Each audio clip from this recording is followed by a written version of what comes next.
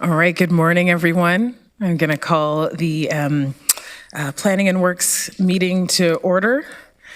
Please that you are, you ensure that you are on the PNW meeting and eScribe for those who have access. Otherwise, your request to speak in voting functions may not work. Also, we will be having a break at noon for 40 minutes. So I'm going to again call this meeting to order. I will now call on the committee clerk to conduct the roll call. Regional Chair Redmond. Present. Councillor Craig. Present. Councillor Deutschman. Present. Councillor Erb. Councillor Foxton. Present. Councillor Harris. Present. Councillor Hunick. Present. Chair James. Present. Councillor Liggett. Present. Councillor McCabe. Councillor Nowak. Present. Councillor Salonen. Councillor Shantz. Present. Councillor Verbanovich. Councillor Williams. Okay, just coming to Zoom. And Councillor Wolf. Present. Thank you. Okay, I will now read our territorial acknowledgement. I would like to acknowledge that the land in which we gather virtually today is the traditional territory of the Haudenosaunee, the Anishinaabe, and the Neutral people. We acknowledge the enduring presence of the Indigenous people with whom we share this land today, their achievements and contributions to the community. I also want to pause and recognize that today is Indigenous Heritage Month as well as Pride Month. And this past weekend, I had the opportunity to visit the Schneider House and attend a opening of a community garden by Landback as well as partners with the region and volunteers within the community. It was a wonderful ceremony to participate in, and it really kind of reaffirmed the commitment on how we steward the land. Had my daughter participate. It was wonderful to see that relationships that are being built, partnerships that are happening, and really recognize as we work towards reconciliation at the region that we are stronger together. And it was wonderful. There'll be workshops, medicine walks, and community gatherings all summer at the Schneider House, and it's good to see this progress for the region. So I will need a motion to go into closed. Councillor Foxton, seconded by Councillor Wolf. Please log on to or have your eScribe open. We'll vote.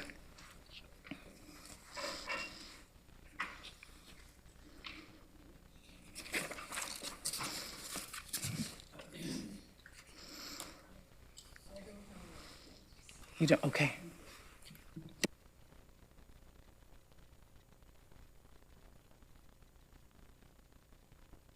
Okay. All right, that motion is carried. We will go down into closed and then reconvene it back in open after.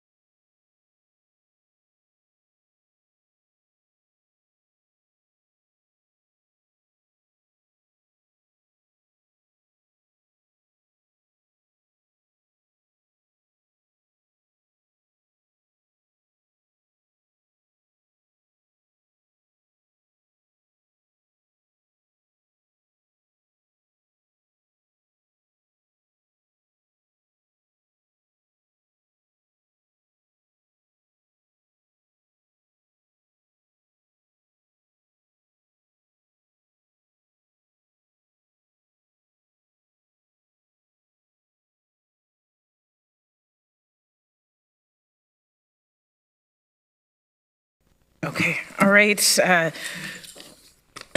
will now call a motion to reconvene into open session. Need a mover. Councillor Wolf, seconder. Councillor Hunick. Okay, just a reminder as well, we'll be taking a break at noon. Okay, your e-scribe will now be prompted.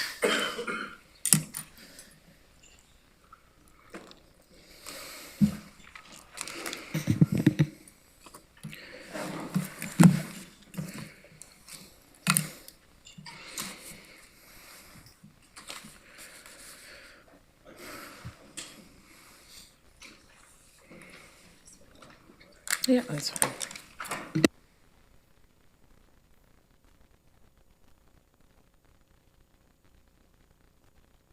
I'm voting yes because I'm having e-scribe issues. Just hang on. Thank you, Councillor Urbanovic. Okay, that is carried. All right, item 5, declarations of pecuniary interest under the Municipal Conflict of Interest Act. Are there any declarations of pecuniary interest? Okay, seeing none, there are no presentations. We will begin with the delegations. So we will now proceed with delegations as listed on the agenda. I would like to remind all delegations of some of the guidelines of participation. For those who are joining us in person, please proceed to the podium when you are called upon to speak. Please press the button on the base of the microphone to turn it on so we can hear you. If the light is green, the microphone is on. For those who are joining us electronically, please leave your video camera turned off and your microphone audio muted until you are called upon to speak. You will have 5 minutes. If you conduct yourself in any of the following manners, it will result in immediate removal from the meeting, interrupting councillors, staff, or other delegations, derogatory statements about councillors, staff, or others, turning your camera on at inappropriate times, or any hate speech or defamatory comments. And one last reminder, please do not take offense if following your presentation there are no questions from council. Sometimes this is council's time to really listen, reflect upon opinions, ideas shared with us from the community members. So first speaker is Dan Hendry, Burkhard Musberg, Small Change Fund. You have 5 minutes. Good morning, and thank you for allowing us to be here today. My name is Burkhard Musberg. I'm the president of the Small Change Fund. We were founded in 2008, and we help people and organizations improve the environment, reduce poverty, and support reconciliation with Indigenous peoples. We provide expert advice, an award-winning crowdfunding platform, as well as leadership on communications, campaign planning, government relations, and fundraising. The projects we will talk about today, Get on the Bus, is one of 122 projects we have across the country. Thank you for having us here today. We are here to share our experience in Kingston to establish a youth transit program that has had phenomenal success. I want to introduce you to Dan Hendry, who is from Kingston and who led the success of the Kingston work. Dan? Hey there. I'd like to show a video now, right, Burkhard? Yes. Here we go. So this is about the 2 minutes of what we've done in Kingston, and then we'll continue after.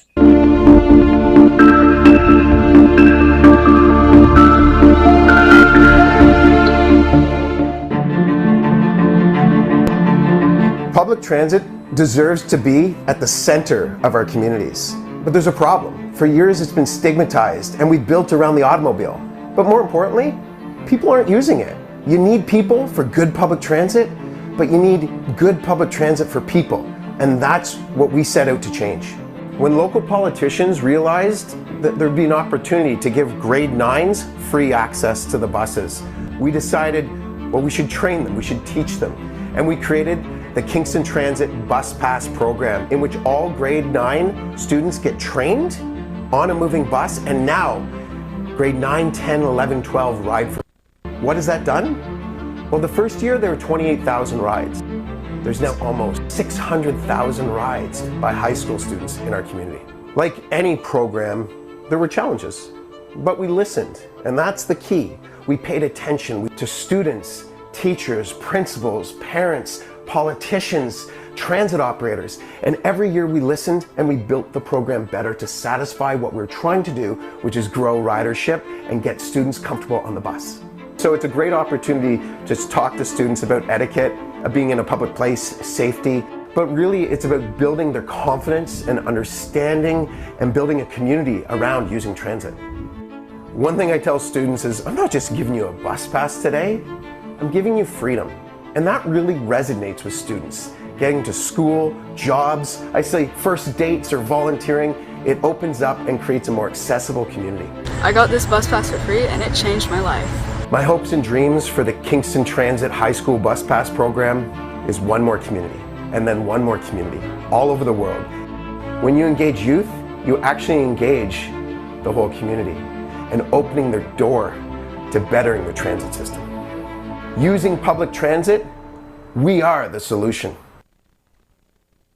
Thank you, Dan. The video made clear that there's many benefits of this program. I will only focus on one, and that is social equity. The free bus program allows kids from low-income families to have some equity and access to public transit, which will they need to get to jobs and volunteer activities across the community. Dan? Thanks, Burkhart. I'd like to touch on a couple more things and looking at it as a multi-solving budgetary initiative. Really think about how we spend money in our communities between school boards, feds, province, municipalities, if we're talking about libraries, but where do we spend it for? Climate, youth engagement, equity, diversity. And I got a note from the transit director I wanted to read out here, and it was about the lifelong transit ridership, what we've seen here. Despite ridership challenges at the national level related to COVID-19, the number of youth monthly bus passes being sold in Kingston is higher than pre-COVID, 300 or 625 per month versus 515. And the total youth passes sold per month has increased by nearly 140% since the fare change in 2017, showing them, giving them leads to long ridership. Lastly, there are some connections to Waterloo. A thesis has been completed on the Waterloo Masters, as well as MP Mike Morris was part of the coaching early on of Kitchener Centre and suggested I had to partner with, and that is the Small Change Fund. Burkhart? Thank you, Dan. That ticking clock is nerve-wracking. See, I only got about 20 seconds left. So in 16 seconds, last January 16, the Waterloo Regional District School Board actually passed a motion to explore the implementation of a similar program. We urge council to endorse that and help the school board. Finally, please join us on June 12th, next Monday, for the official launch of Get on the Bus, with a webinar where we will hear voices from across the country, from Halifax to Vancouver, on how free transit for youth can transform their communities. Thank you, Madam Chair. All right. Thank you so much for your delegation. I have a few questions from councillors. Chair Redmond? I want to thank the delegation for bringing this forward, and you were very true to your 5 minutes, and it felt a bit like following the bouncing ball. So appreciate how much information you shared. There were a couple slides that had the Limestone School Board as a sort of a byline at the bottom, and I'm wondering what, if any, was their participation in this, and was there any financial either savings to the school board or cash influx?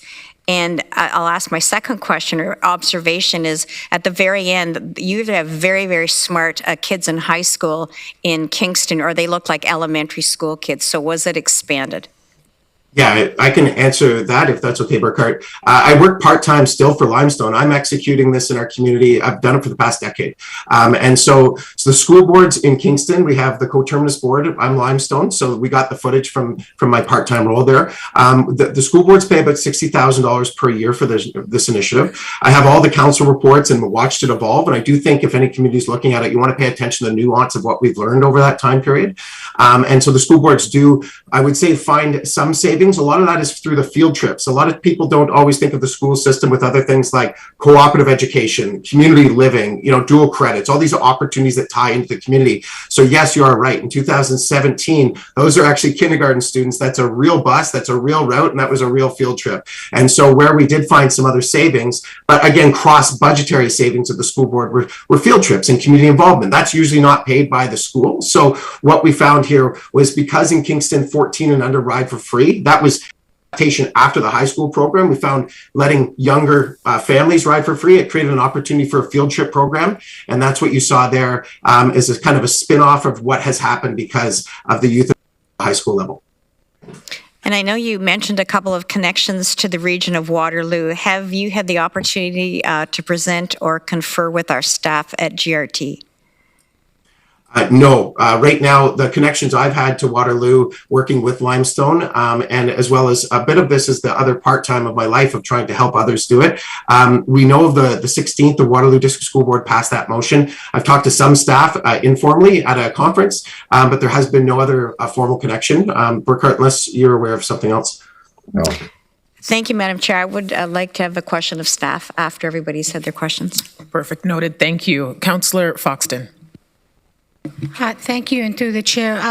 Good afternoon, or good morning, gentlemen, and thank you for your presentation. Just one quick question. At the beginning, you talked about it all being free for the students, and at the end, you said that you sold an additional, or you sold 600. So did that change? Was it an additional pilot project that it was free, or then what did you sell? To me, it sounds contradictory. Yeah, well, no, it's high school students. So any student in, from 15 to 21 in high school can get the free pass. But what has happened since 2017, which is quite strategic, is there's a staggering into kind of adulthood. So there is a youth pass. It just runs from 15 if you're not in high school up to 24. So what that shows is after the free high school program, they move into a paid model until 24, and that's when it gets into the adult passes. But you're right. Some communities are looking at youth specifically. In Kingston, again, not knowing what we were doing at the time, we anchored it around high school. And what we've done here is created that staggering of fares. Okay, thank you. Councillor Verbanovic.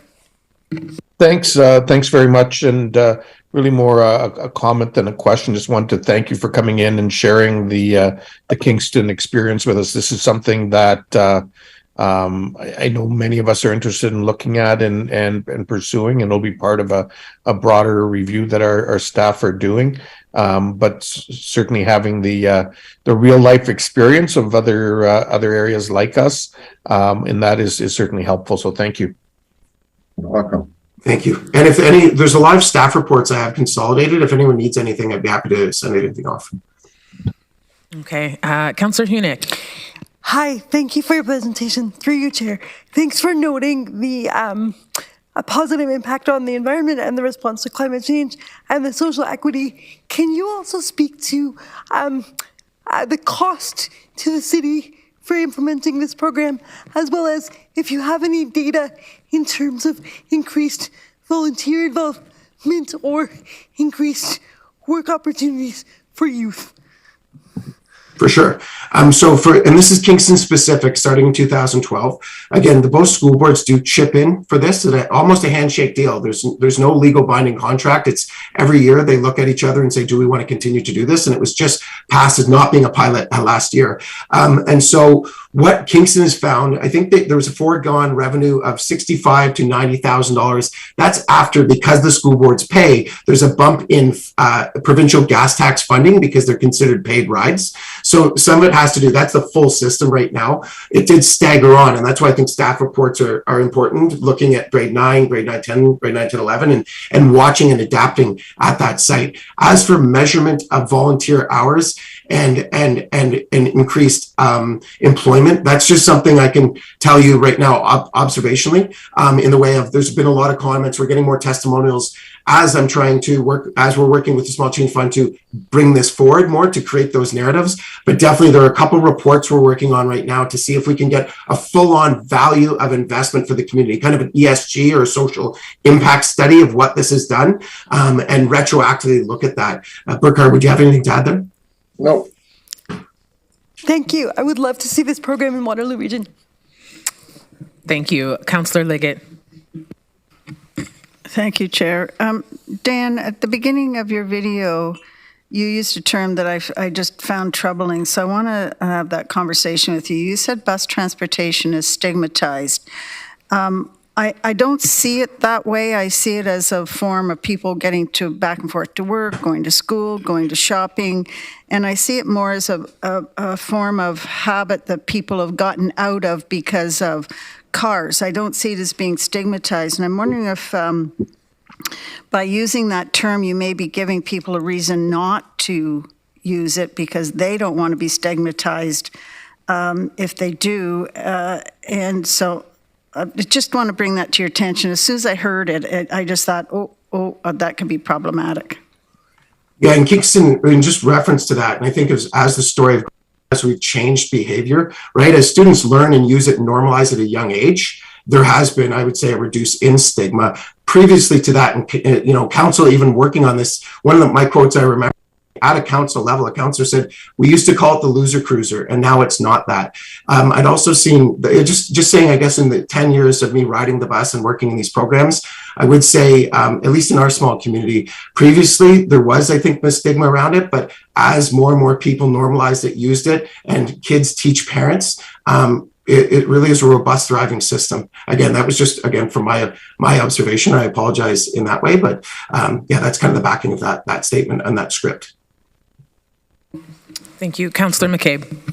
Thank you, through you, Chair, and thank you, Dan and Burkhart, for making time to present to us today. And I heard your interview this morning on CBC, so I appreciate you taking time to talk to sort of us today in council, but also the broader community around this. And I apologize, I missed your presentation. I was just coming from another meeting, but do appreciate this information that you're bringing because.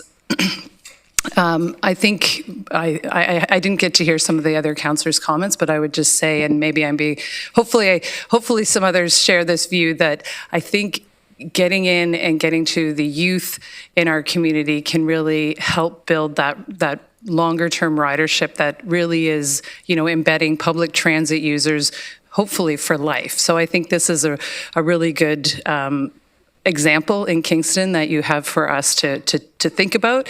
And particularly the reason I had connected with Dan and Burkhart a month or so ago was because our local Waterloo Public School Board had passed a motion in January to investigate the possibility of better connecting with the region and GRT for busing services for their schools. So I think I'm hoping there's some momentum in our community to have those conversations with the region, with both or all four of our school boards, again, to bring more youth onto our buses and onto the ION and into active transportation, whatever that looks like.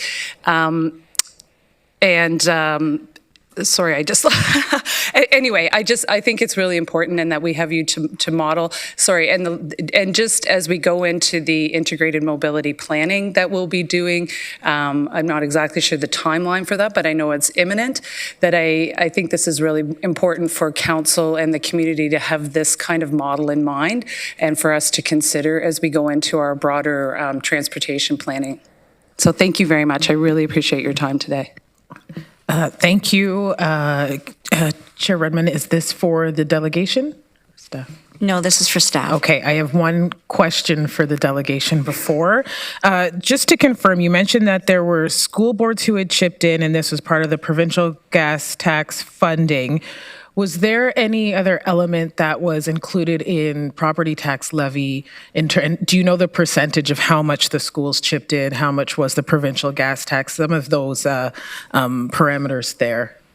Yeah, so it's working back from how it started. So it's $60,000 total between Limestone and Algonquin, our co-terminus board. So I think it's about 45-15 split based upon normal kind of percentage breakdown of students.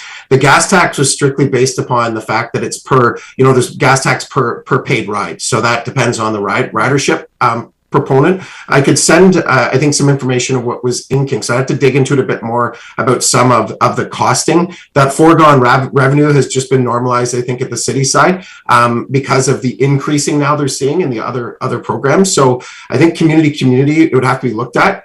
And the one thing that I think is changing, at least in Ontario, the provincial government in April has put out from the Ministry of Education a revision of how they pay for yellow bus transportation. And this was never about yellow buses, but that's now just a recent memo that includes two words, public transit. And it is never included the idea of public transit and funding. I still don't know what that looks like, but I guess my point of bringing that up is kind of changing a bit of what that could look like in any community in Ontario. Okay, perfect. Thank you. I don't have any other speakers or questions for you. Thank you for coming in and presenting today and sharing. Is there anyone else? Thank you for having us. Okay, Thanks thank again. you. All right, Chair Redmond. I would just like to add my word of thanks to the delegation and say that I did talk to Mayor Patterson about this as well from the municipal point of view from Kingston. My question of staff really is a status update. I think everybody's very well aware of the motion that was passed by the Public School Board. I'm wondering what the status of those talks are, because to me, it is very relevant that they be involved in whatever our plan is going forward. And I wouldn't want to lose sight of the fact that the two local universities and the community college also have a program in place. So I'm just wondering if we get an update from staff. Through the chair. So so we've been, I know some of the staff were on sessions presented by the delegation, actually looking at, and with some school transportation staff looking at this. And they're also attending another of meetings relative to the ministry funding of school transportation this week. So to get all that information so we can package it back in the GRT business plan, which is really where we want to review, where we will bring forward some options, fully kind of reviewing the fare structure itself, and bring that back to council for to give you kind of a multi-year perspective on what we can do for different groups of users. And if I could, one final comment. I'm sure it's occurred to everybody here, but if you haven't been in contact with the delegations, that information would be great to share with the school boards to recognize that any partnership, both parties have to have a little bit of skin in the game. Okay. All right, thank you. Okay, item 7.2, next delegation, Von Bender, CO Schlegel Urban Developments. You have 5 minutes.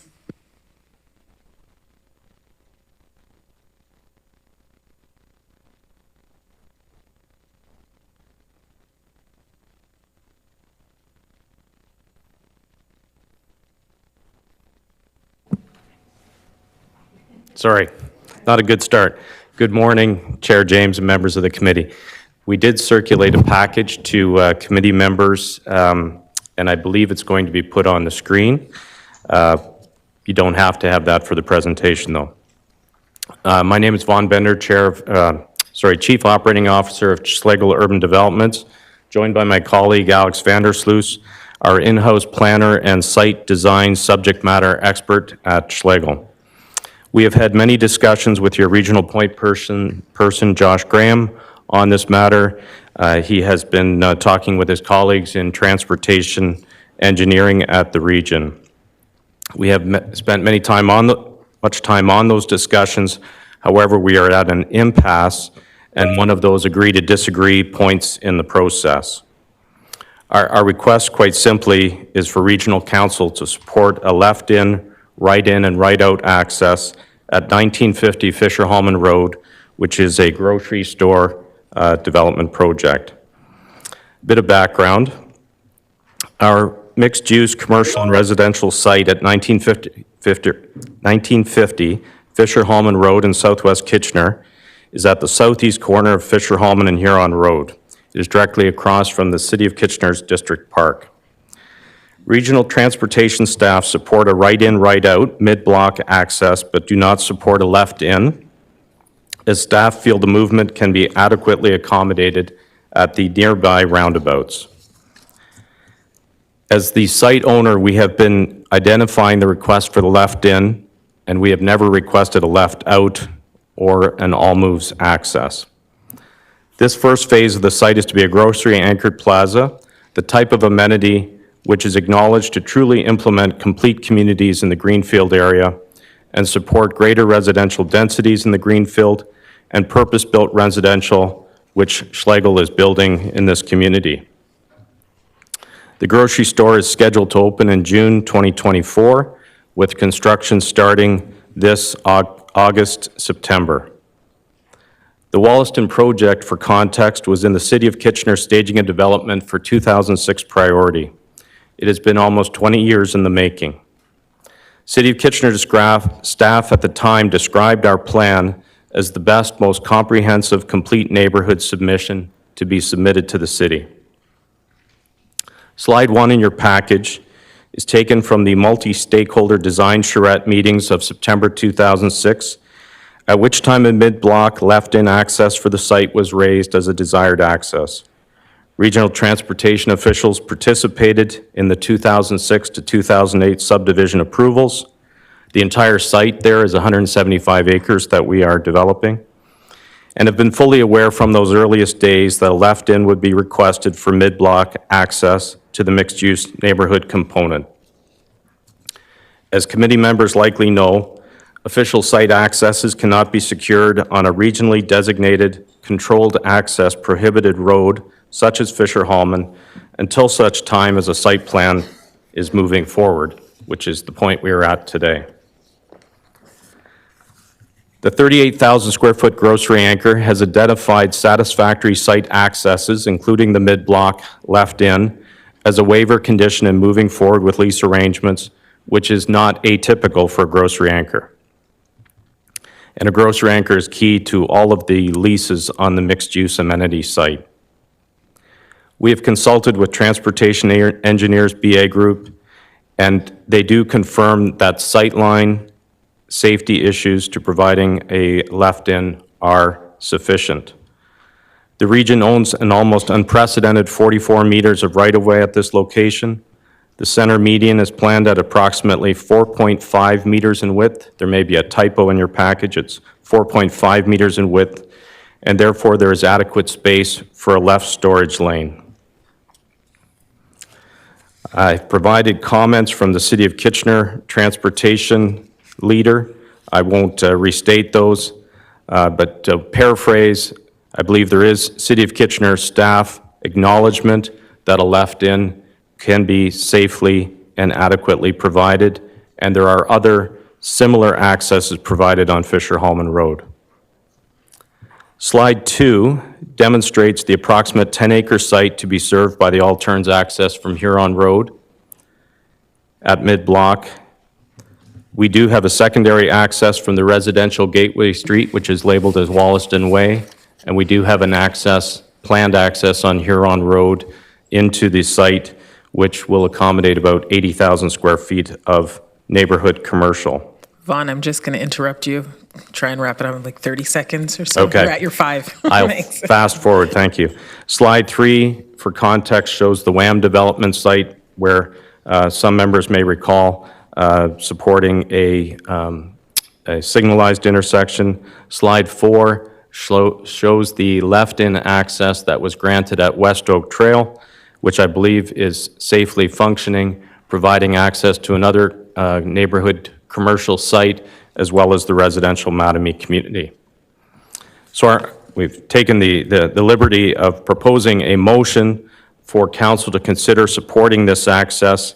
And one additional item that I wish to ad lib here is that we found in our notes here the motion that I believe was passed in 2015 for the left-in access, which was granted on the kitty corner access at West Oak Trail.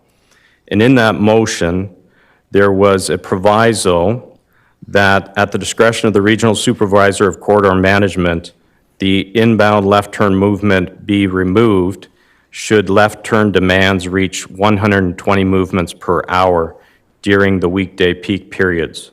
So there was a provision put in place should left turns reach a point which was considered to be untenable in the future.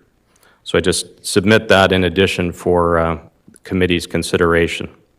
Perhaps we could have an opportunity to work with staff if there was a willingness from the committee to support the concept of a left-in, that we could work out appropriate provisions to, I'll say, regulate it in the future. Thank you. Thank you, Vaughn. I do not have any questions from council. Councillor Harris, go ahead. Thanks, Vaughn. It's a question to staff. The West Oak Trail left in 2015 was referenced. What was the financial arrangement there, if anything, by the developer? I know there was a lot of discussion on costs and all kinds of things. I'm just wondering if you can maybe refresh our memories and then inform the new council members kind of what went on there, because I know there's a lot of back and forth on that one too.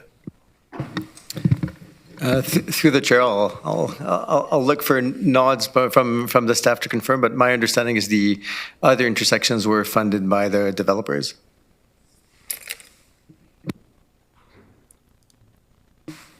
Okay, seeing no other questions, I do have a question for staff. Along that Fisher, is there, okay. All of a sudden this popped up. All right, I will save my question for staff till after. Councilor Benevic. There we go.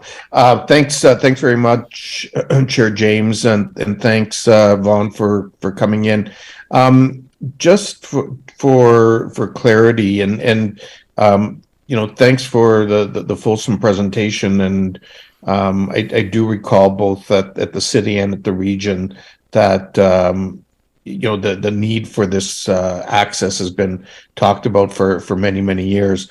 But I just want to be clear.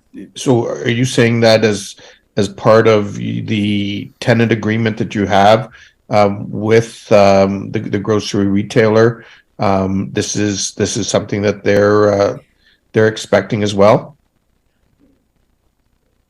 Yes, through the chair, that is what I'm saying. These lease arrangements get put in place years in advance, as you may suspect. And so the site plans aren't fully designed and so on, but the concept of where the accesses will be, what type of movements will be provided, is something that we have to, I'll say, speculate or commit to early on, and they become conditions which need to be either waived in favor or, waived and people have the opportunity to walk away from agreements based on those conditions. Well, certainly, I think we've heard from other competitors in the past that this was a requirement by many in the grocery business, and we in fact heard from the grocery chains themselves in that regard. So it's I think it's important that we reiterate that, because I mean what you're trying to help us ensure here is the ability to succeed in terms of the 15-minute neighborhood with the development that's happening in that area, correct?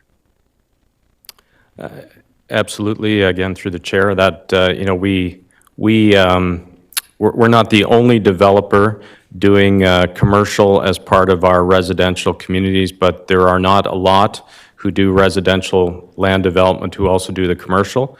And I would say the reason for that, it is very challenging economically. Land costs, building costs do not make commercial projects highly positive in terms of return, but we see them as being integral to being the foundation of a complete community, helping to anchor not only the low rise, but the mid rise and the higher rise that we're going to be building on this site, which in this case, we're going to be building a purpose-built rental. Okay, thank you. And Madam Chair, at the appropriate time, I'm certainly prepared to move the requested motion. Okay, I'll get through the speakers first, and then we'll come back to that. Councillor Shantz. Thank you. Through you to Vaughn. And if I missed this, sorry, but what was the reason for refusing the left turn? Was it strictly a policy we have, or was there some other, and maybe it's for staff, I'm not sure who best to ask this to, but, or was it some other concern with traffic flow or just basic policy? Again, I will say that, our conversations on this access have been going on for many years, in fact, more than a decade. I think and probably I shouldn't be speaking for staff, but my understanding through Mr. Graham, it's really a belief that the left in is not required because the movement can be facilitated at a nearby roundabout. And so because it is a prohibited access corridor, the policy really is dictating that the access should not be granted. And our position is it's not as simple as that. There are many other competing factors and interests and points of view. And fundamentally, as we understand it, and I do not believe there is a major disagreement on it, the sight lines are there, the distance is there, and the left-in can be safely made. We recently had an experience where a left-in, an all-turns movement at a gas station site that we own at the corner of Fisher Hallman and Bleems, that access, that left in, is being taken away as part of the Bleems Road redevelopment project. That access being taken away only came up at the final stages of the design for Bleems Road.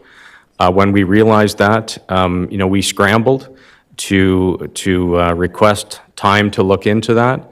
We engaged a transportation engineer, and our own engineer came to the conclusion that the left-in couldn't be adequately, supported and safely made in the future, and the left-out, I should have said the left-out as well, because that was full moves. And so we stood down, we withdrew our request for reconsideration because, we're not in the business of advocating for unsafe things on our development sites. We want Fisher Hallman to function well. We have, interests up and down Fisher Hallman in building, well-designed, complete communities. But we're also trying to balance it's more than a perception, I think, business decisions that grocery stores and other retailers get to make about where they locate. And so we're just trying to balance all of that. And if I might just add, I do not believe there was a cost imposed on the developer in the case of the access granted at Fisher Hallman and West Oak Trail. I do not believe we paid anything for that access to be built. In this instance, the center median has not yet been built, and so I would suggest the cost for providing a break in that median would be relatively insignificant because you're not placing concrete, you're taking some of the material away that's not yet there. Okay, Councillor Shantz. Okay, Councillor Redmond. Chair Redmond. Thank you, Chair James. Vaughn, it's good to see you, and I think that we're all united in our frustration of how long Fisher Hallman extension has taken, and so we share your angst. I do worry that some of our senior staff and some of the council members may feel like they're coming in halfway through the movie for exactly what you've said, that this has had a long life.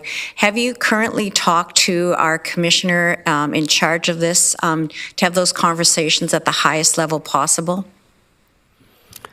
No, we have not. There has been discussions taking place, I believe, at that highest level, and Mr. Graham has kind of been the intermediary. We've kind of been hearing very clearly that staff are not going to support it, but very willing to have a sit down if there's a willingness to, give consideration to parameters put around a left-in and so on. We understand that that an access can be made around the roundabout. We understand that. So, those discussions don't really advance things forward to review how roundabouts work. We appreciate that. But I would submit it's not black and white. Roundabouts keep cars moving. How do they assist pedestrians? What are the issues when you are forcing extra traffic to make a loop around the roundabout, and then after they've made that loop, get from the interior lane out to the exterior lane and so on? I would submit there's additional points of view, and it's not completely black and white. So I appreciate it. And I guess I'm just wondering, Chair James, if it would be possible. I know Councillor Vrbanovich said he was interested in passing this. If we could defer this to council, and I would look to staff if that's a long enough time to have those conversations so that we could deal with it at the next council meeting rather than have such a dramatic deviation from how we do business. So I don't know if that's something that it's appropriate for staff to speak to at this point in time. Yeah, I would agree. I think we've got a different council here was not fully aware of the history of this as well. So I think the most appropriate thing would be to defer it, have the meetings with staff, and come back to council. Okay. Do I need a motion for this? No. Okay. Chair James, can I just ask from both staff and the delegation, this is a matter of weeks, not months. Does that make anything untenable? Is it doable?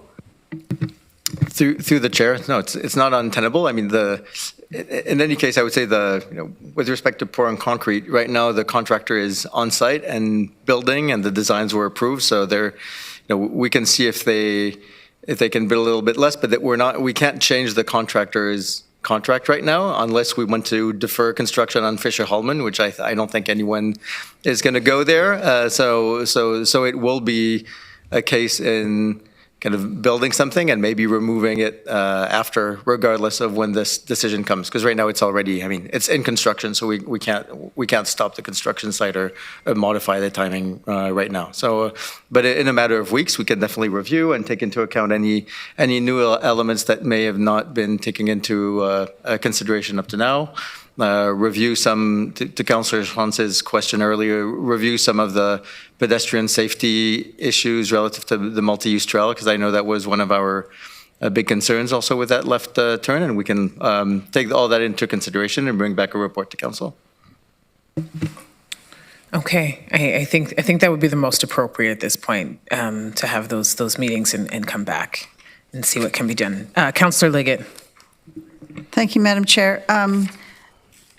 Is this where the transport trucks would be entering as well to deliver to the grocery stores? We have multiple points of access for trucks to enter the grocery store site, so this could be one of the points of access, but they wouldn't be making this as a left-in access. I don't think trucks would be, I think it would be difficult for a transport truck to navigate that tight left-in access. So I think a transport truck would probably use the roundabout. Okay, because when I look at this, you've got the 22.5 meters length before the taper. You've got a 50-footer in there. They'd be totally blocking the lanes. And then I have concerns.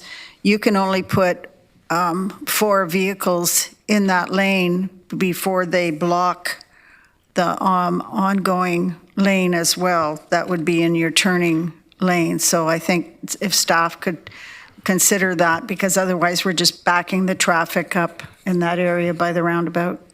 Thank you. Okay, Councillor Shantz, I have you in the queue again. Can I go to those who have not spoken and then circle back? Okay, Councillor Foxton, you're next. Thank you. I have concerns about the deferral, only because I hate building something and then ripping it up later. I'm sorry, but it looks stupid to the public, and it's not, I don't think it's the right way to go. I think we have to get a clear way of what we want to do and do it. So I'm not sure I would back a deferral at this point. If you've only got 2 weeks and you've already got the contractor out there, then we have to decide now. I don't think we have time. Okay, Councillor Sullivan.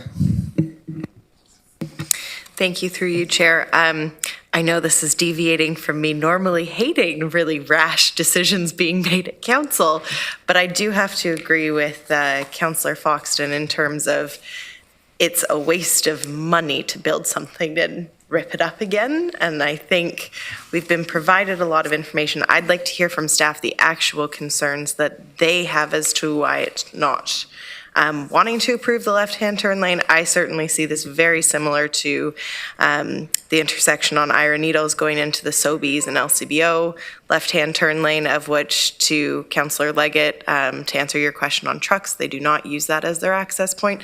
Obviously, I can't assume that on this, but also the grocery store is closer to other entry points that are already in the neighborhood. So I would assume that they wouldn't be using the left-hand turn lane. But I, too, with further discussion today, would like to see a decision at least made, because either way, it's going to be coming back to council, because it seems like there's an impasse going on between staff and this development. And considering that they're pouring concrete, I'm a bit disappointed that it's only coming to council now and wasn't dealt with sooner. Thank you. I've got Councillor Harris. Yeah, thanks. So I thought I literally drove by there the other night, and I don't know if crews are on Fisher Hallman at that point in Huron Road just yet. I mean, Vaughn, I don't know if somebody can accurately tell me if crews are actually doing the road work right there right now. I mean, I didn't, unless I was completely distracted by something. Maybe I was focusing on the road ahead Matthew, of me. do you want to Not what respond? was going on around me. That's what it was. I was focusing on the road and not what was going around me. So, yeah, I mean, Vaughn, you know, you're the developer in that area. Do we have crews actually on Fisher Hallman at Huron? We actually are quite familiar with what's going on because we have multiple sites along Fisher Hallman, and the region's contractor has set up their working yards on 2 of our sites. So we're quite involved in actually trying to help facilitate the construction. So my understanding is that the region's contractor is not actively working in that area presently. Right now, they're focused down in the Rosenberg roundabout area, which is further to the north. I believe with the reasonable discussions that have been going on with regional staff, we're all kind of well aware it would be unfortunate to go ahead with that median construction while this conversation, this discussion, this decision is taking place. For history, that did happen on West Oak Trail. The discussions were going on and the median was built, and then the median had to be reconstructed. But that need not be the case here. As I understand it, the region's contractor has a lot of work which they can focus on right now, and right now they're focused on the Rosenberg roundabout. Right. So, Chair Redmond's request to defer to council in 2 weeks should give hopefully enough time for Matthew's team to meet with the developer, and if we can't come to an agreement, that council can deal with this one way or the other in 2 weeks. So I'll leave it there. All right, thank you, Councillor Harris. Matthew, you wanted to respond? Yes, just on the timeline. So the contractor is working on the corridor, but the specific area is supposed to be built right now. I think in their construction schedule, it's mid-July. So we can definitely come back in 2 weeks or before the end of the month with all of the information required and all of any kind of new information that hasn't been considered, and we can bring all of this back to council before it actually gets built, and then we can make an adjustment as needed. Perfect. One of the things I'm very conscious of is we have to ratify things at council. So there is a little window that we could get the professional advice from staff and working with the developer on this. So I will move along the list here. Councillor Hunick. Thank you, Chair. I just want to clarify Commissioner Goldsky's comments. So my impression is that regardless of whether we vote on it today or we defer it until 2 weeks from today, does not make a difference with regard to the construction plan, because this construction is already in the contract, right? So either way, we are removing pavement. Is that true? Through the chair, I mean, the one thing we could do, so there's the construction of the center median, which is hard. I know from having looked at, again, very recently, because I was informed of all this yesterday, so going with the design teams and going and looking at what could be done. The median, the central, the hard median that's being built seems to be wide enough to accommodate a short left-hand turn. So that's something where we could, again, work with the contractor and see if there could be a very quick redesign before July. So there's a small opportunity to look at it. And again, I don't know of all the property impacts, so we have to look at, make sure it doesn't impact any other elements of the design, but that's a part that can definitely be looked at with our design and construction team. Perfect. So I just want to point out to my colleagues that whether we make the decision today or 2 weeks from today, we look the same either way. Thank you, Councillor. Councillor McCabe. Thank you, through you, Chair. I feel like I may be missing something in the discussion, because my understanding is the plan was approved, right? And so I just wonder if are we getting the full picture here? I don't mean anyone's being dishonest or anything like that, but I'm just we really need to understand is why staff were recommending that left turn not be built into it. And I mean, I'm assuming that staff had some really strong rationale. I mean, when I look at the outlines here, really, so people coming this direction will have to go to the roundabout and enter into the grocery store in the complex after going through the roundabout. I guess I'm wondering why that is Like, what's the problem with doing that? And why do you really feel that you need that access at the building in this left turn, particularly when staff hasn't recommended it? So, because it's just it's 30 more seconds, something like that? Is that, because other places I've seen where are similar, like I'm thinking of Herbs Street or Herbs Road out by Costco in Waterloo and some other, and the Sobeys that was mentioned by Councillor Salonen, like the traffic does get backed up there when there's that left turn lane. And sure, they've added it on Ivor Needles, but traffic gets backed up there. And I don't know what the statistics are on rear enders or things like that, but I think that would be a real concern. So that I'm just trying to wrap my head around the why behind this. So I'd look to Vaughn and then maybe staff to just provide some more information about it. Thank you. Thank you, Councillor Shantz. Oh. Please go ahead and respond. Sure. Fair, yep. Right, through you, Chair. I will explain the why as best I can from my perspective. So as I said at the beginning, we do acknowledge that movements can be made at the roundabout. I would say as well that there are left movements being made on Fisher Hallman which are not disrupting traffic, like the left in that's provided at West Oak Trail. I would say that the all turns access, the signal, which was installed at the former WAM 1 development site further to the north, is queuing up traffic significantly. That is exacerbated right now because of construction that's going on in Fisher Hallman as well. Retailers make decisions based on their market research, their experience, their knowledge, and that is the impasse that we're at. Again, I reiterate, we're not advocating for a left-in that would be unsafe. I believe that adequate storage can be provided, and there may be further length that can be added to that storage lane, and this is where a condition could be provided that if adequate storage is not happening, i.e. the traffic counts reach such a point that it's problematic, that the access be removed in the future. Because if in 20 and 30 years' time there's too much traffic and the left-in is problematic, it could be changed at that time, but we're also going to have, thousands more people living close by, walking to the site and all of that. What are our modes of transportation going to be 20 and 30 years from now? So my understanding is that the movement can be safely made today. Adequate storage lane can be provided today. And it's not just for 6 months' time or a year's time. It's for a reasonable, long period of time. But what I'm wondering is, what you haven't answered is, so the plan already was approved, so you're coming to us fairly late in the game, it seems like. But what's the difference with just going to the roundabout, doing the movement, and going into the development, into the plaza? Like that, adds 30 seconds at the most, or even less, to someone's trip. I don't understand why we're at this point discussing this when that's a viable option. So that's what I'm trying to understand. So the plan that is approved, I think what you're referring to is the design of Fisher Hallman Road, the region's road widening project, and so on.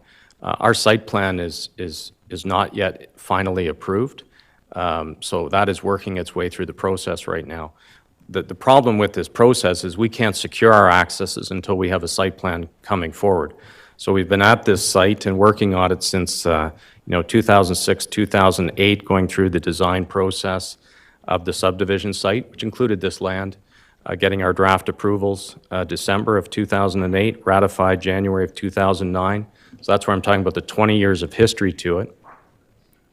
But unfortunately, we do not get into the site plan accesses until such time as the actual site plan is going forward, which is just happening right now.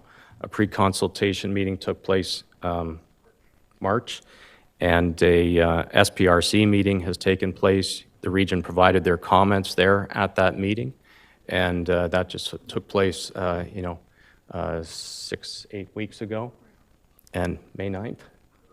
And, now the process is unfolding. It appears to be rushed and quick, but the reality is it's in some ways been 20 years in the making, but the decision point on accesses comes right now with the site plan approval. which is a City of Kitchener process. Okay, all Sorry, right. I Councillor thought McCabe, I'm gonna interject right now. We got to move on. I've got 3 more councillors in the queue, and then I think Councillor Verbanovic, did you want to? We'll need to waive the notice of motion if you wanted to introduce something. So I will conclude with you and move along on the agenda. So Councillor Erb, you are next. Thanks, Madam Chair. To staff, the question. Is there a standard for the number of cars that would be typically stacked in a left-hand turn lane? I can look to staff. I think it will depend on the volume of traffic. I think the objective is, depending on the volume, is make sure that you can stack enough cars that they don't start blocking the lane. So it really depends on the local traffic studies. What we know from a geometry standpoint, the challenges with the left end here is that, as usual, you're going to have a car turning left across 2 lanes of oncoming traffic and a multi-use trail behind it. So that's kind of it's a configuration that we know is not comfortable for a driver, because you have to pay attention to a lot of things. There's a nearby bus stop just immediately there, so people may be also moving, running along the multi-use path to get to the bus stop. So there's lots of things happening. So I'd say that's the geometric configuration that we consider is challenging from a safety standpoint, especially along a multi-use trail. So beyond the traffic impacts themselves, on the backing up of people on Fisher Hellman, I think it's that safety of that geometry of that left turn that's part of the rationale of why staff was concerned with it. One more. So the distance from where the left-hand turn would go into the plaza and the roundabout, what is that distance? So through the chair, what we've seen on the map, so the most direct access to the grocery store is actually on Huron Road, because and that's been supplied in some of the slides that were presented today. So the access, the closest access to the grocery store, which is on Huron Road, is 130 meters from the Fisher Hallman and Huron Road roundabout. Whereas the distance actually from this left in is 175 meters from that roundabout, and then is slightly more circuitous to get to the grocery store. So we're talking about, in terms of scale, it's about 200 meters.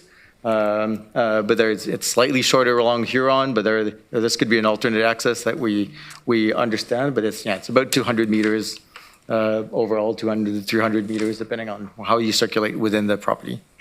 Okay, thank you. What I'm trying to parallel this to is going west on Herb Street, approaching Iron Needles, and I'm wanting to turn into the Tim Hortons, which I frequent, and use the roundabout and go around the roundabout and come back in and make a right-hand turn. And to me, this seems to be about the same kind of configuration and distance, I think, as that Tim Hortons might be, or that the plaza might be on Herb Street at Ivory Needles. I think through the chair, I think the one difference here is someone who would be coming, a car that would want to do that left turn has to come from the Huron Road and Fisher Hallman roundabout. So they don't have to go all the way down and back up. They can go straight on Huron Road and enter the commercial center directly from Huron Road. So there's a direct access on Huron here as well, which is which doesn't force you. It doesn't force you to go all the way southbound to Wollaston Way and back up to the right in. So there's multiple accesses on the north, south, and then a right in on the west side. So having 3 accesses to that commercial plaza is a bit of a different configurations, because it's very well served by multiple ways. Thank you. Thank you. Okay, we've got people in the queue for their second and third time. I think at this point, there's a lot of questions happening. There's a lot of clarification needed. I think it's beneficial to have a report come back where some of these questions can be answered, and staff can take a thorough look and meet with the developer to see about what, if anything, can be done, and provide council with a little bit of background as well with this project. If I have council consensus with that, I think this is the way forward with this. Councillor Shantz and Councillor Redmond, I have you on the queue. Is there anything else you'd want to add? Yeah, thank you. Vaughn spoke to process a little bit. I guess my question or comment to staff would be, do we need to take a look at how we interact with this may be an unusual situation because of the timing and the road being rebuilt, but is there something that we need to look at in our processes that we can deal with these things a little sooner so it's not a rush at the end? And I don't need an answer, but think about that. Councillor Redmond? If I could just chime in, I do think this needs to be dealt with at the next council meeting because it's the last one for the summer. So provided that everybody can live with that, I'm very happy with this development. Thank you. Councillor Verbanovic. Thank you very much, Chair James. And, listening to all of the dialogue, I think what's important is that everyone does have the information. I do believe that this needs to move along, and I'm hopeful that staff, in light of the other examples that have been set that are working and the professional recommendation or professional support from the area municipality will be taken into account as part of staff's report and bringing it back. And so I will be moving a motion at the time, but I am happy to support it being deferred until then. But that would require a motion as well. So I'm happy to move that and refer it to June whatever the date is. Okay, I think it's staff direction, Councillor Verbanovic, so we don't need a motion per se. I guess I'd go to the clerk, but my understanding is that it would require, a deferral does require a motion. There's nothing right now, this wasn't on, there's not a report in our package right now, so there's nothing to actually defer. We're just asking staff to come back with a more fulsome report on this area at the council meeting for us to potentially decide then. So I think if you wanted to bring the motion forward at council, Councillor Verbanovic, then you could, because there'd be a report and potentially a recommendation to support that.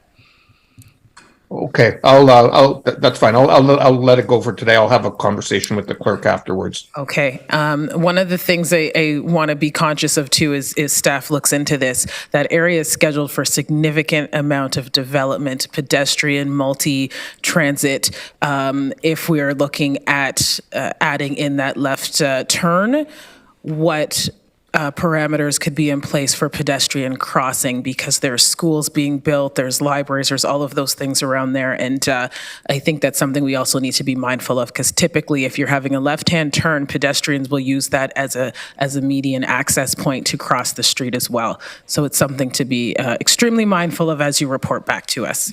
Okay, moving along. Thank you very much, Vaughn. Thank you.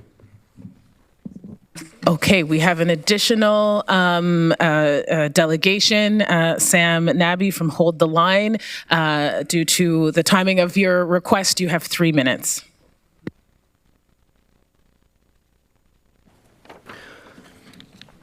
Thank you, Chair James and members of the committee. My name is Sam Nabby. I'm here to present brief comments on behalf of Hold the Line Waterloo Region in relation to the Countryside Line and the region's response to some of the provincial policies and their decision that has come down about our regional official plan amendment.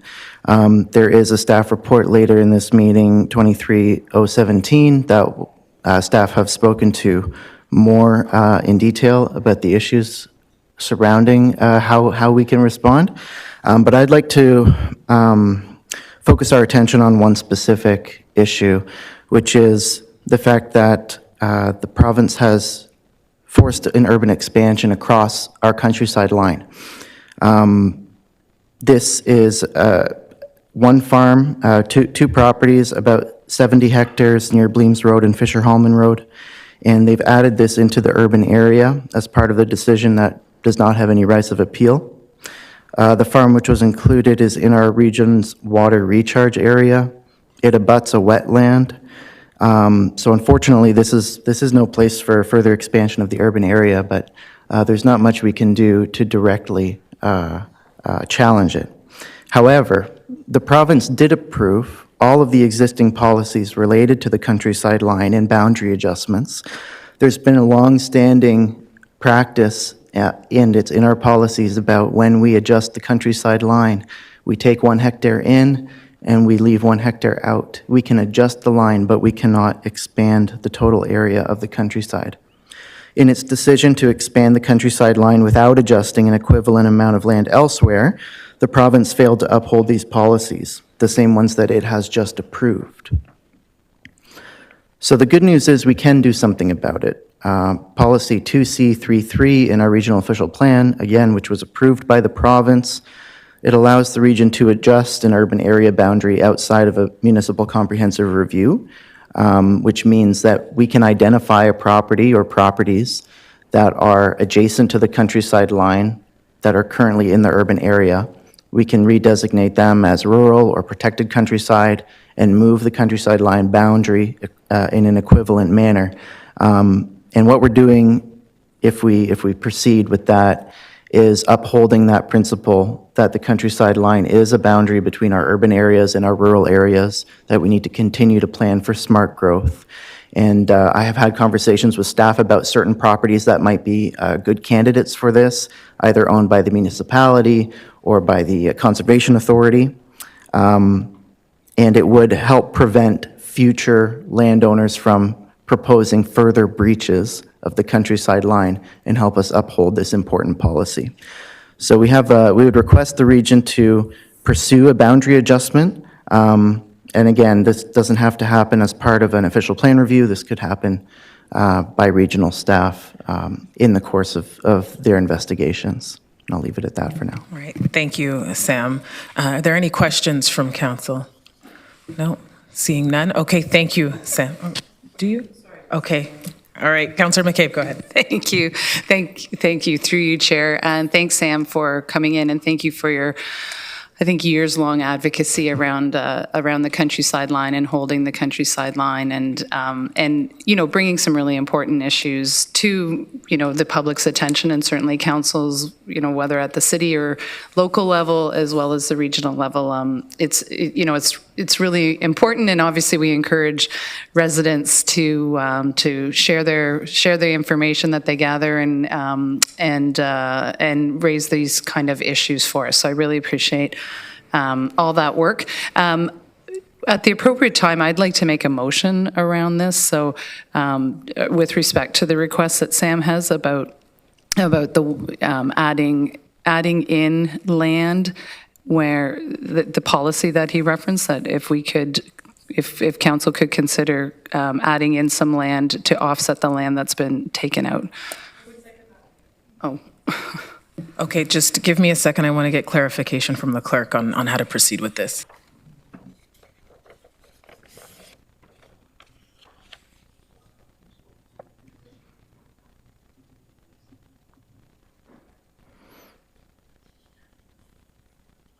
All right. Okay. So, Councillor McCabe, there's a report later on. We'll get to your notice of motion. We will need council to waive that notice to bring your motion on the floor. So we'll deal with that motion when the report comes up later on. Okay. Thank you very much. Thank I appreciate you. it. Councillor Thank you again, Sam. Verbanovic. Yeah, thank you very much, Chair James, and thanks for coming in, Mr. Nabi, with your presentation. I do just want to clarify one issue. I do think it is important. The lands in question in the city of Kitchener have been talked about actually, and have been part of the discussion with successive regional plan reviews. And so I think it's important to note that this land that was approved by the minister was not a surprise, quite frankly, to the city of Kitchener, and that in fact it's consistent with the growth plans that the city has been supportive of at various points in time historically. And so I do think that it's important that is noted for the public record. Thank you, Councilor Banovic. Okay, I have no further questions. Thank you, Sam. Good to see you.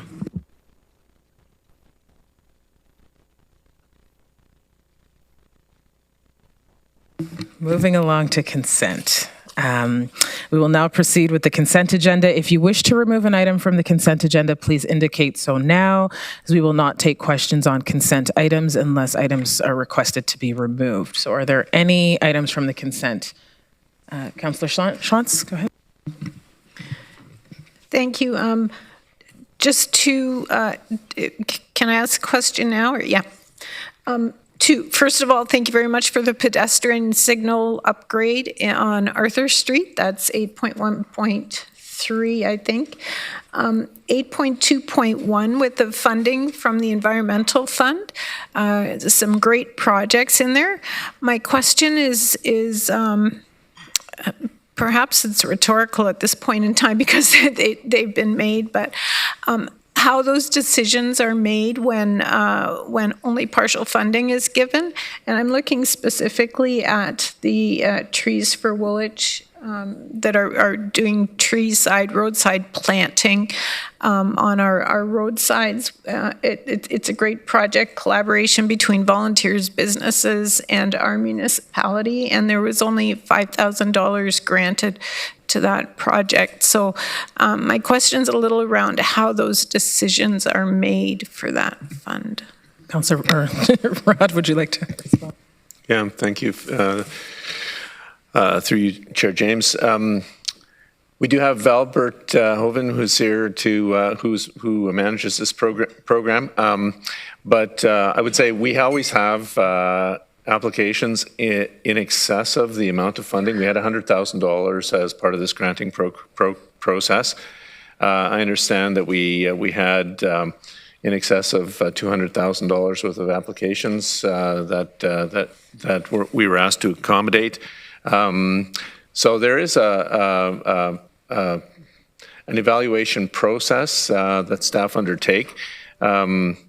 So it's a balancing of priorities and taking a look at what projects are able to deliver. There are projects that did not get any funding whatsoever in the list because they didn't meet a variety of criteria for the program.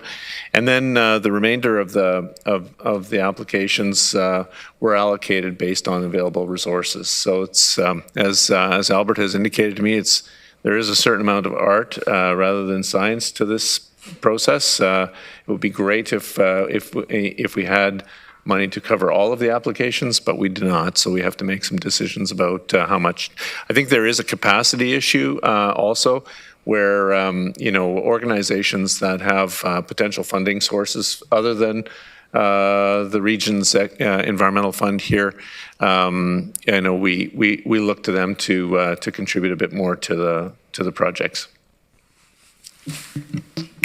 Councillor, go ahead. Sorry, if you have a follow-up. Is there any consideration given to spreading it out amongst the different municipalities, or is that really not a factor at all? Well, maybe I'll ask Albert to respond to that one.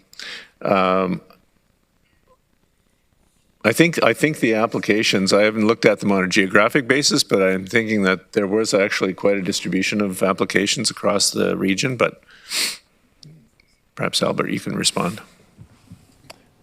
Yeah, so we don't deliberately try to spread them out, but it does happen that we get applications from right across the region. So the projects, we don't try to make sure there's one in every municipal area, but we do sort of try to just sort of evaluate them on their worthiness and like we just said, we just get way more requests than we have actually funding for. But we try to divide them up on the basis of the merit of the project.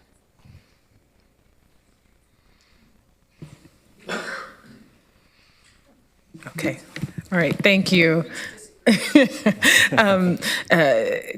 Councillor Hunick, and then I appreciated that, sorry, through you, Chair James.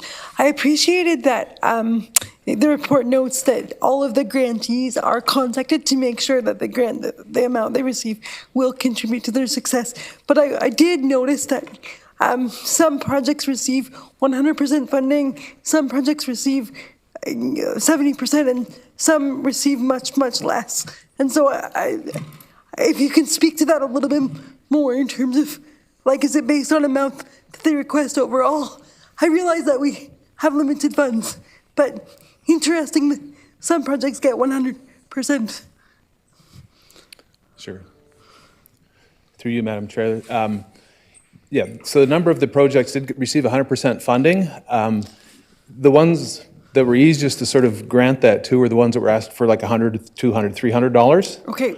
And then there's a couple of smaller projects as well, where some of the proponents have had previous projects as well that have really proved to be of benefit sort of to the wider, across the region. Okay. So those are often research projects, and we've granted a number of them full funding. And then for the rest, yeah, we just try to split things up as we can. So again, it's a little bit of experience of knowing who some of the proponents are, and some of the ones that we granted the full funding for, they also have additional funding from other sources. So, and that's what we also look for in these applications, where we can sort of help bring these projects about. Okay, thank you. Okay, so currently in front of you, there's the current motion regarding this. Is Councillor Liggett, did you have a motion you wanted to bring forward? I do. I had asked for this to be pulled from the consent agenda prior to this, so if staff could put that motion up on the floor. Do you want me to read it, or does somebody else want to do that? I can read it if it, okay, perfect. Okay, good with me reading it, Councillor? The Regional Municipality of Waterloo take the following action with respect to report PDL CPL 23-015 dated June 6, 2023. To 1, approve funding allocations totaling $103,795 from the Community Environmental Fund to support 20 stewardship and sustainability projects as described in the report. 2, increase allocation for GRCA's dog strangling vine response to $8,800, and 3, fund the increase in total allocations of $3,795 from the operating budget. Can I speak to that? We need a, we don't need a. Oh, I need a seconder. Yeah, we need a seconder for this. Okay, Councillor McCabe. Okay, you can speak to your motion, Councillor Liggett. Thank you. I'm really concerned about what's happening with our conservation authorities through the province. I think that we are going to be in trouble in the future. And knowing how dog strangling vine works, and this is just a difference of $3,700, $3,800 out of the fund. I think we will regret not having added the extra amount. It's not the full cost of the project, but it brings them up to enough to be able to do the job sufficiently. And we all know what's been happening along our roadsides with some of the invasive species, and this is a very, very vigorous species of plant that's going to consume our wetlands and our forests if we're not careful. So I'd rather get in on the ground now, wipe it out, so that we don't have regrets later. So I'm looking for support from council on this.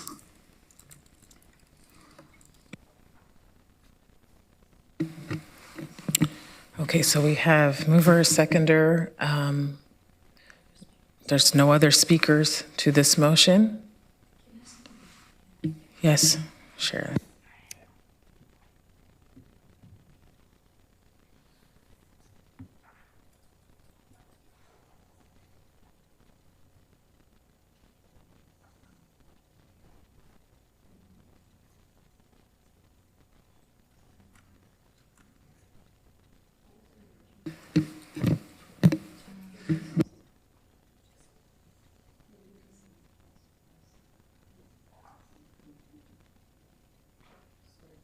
I'll speak to the question that came from here. So the original request was the 8,800, which is what I'm trying to bring it up to, but the full cost of the project for the GRCA is 11,640.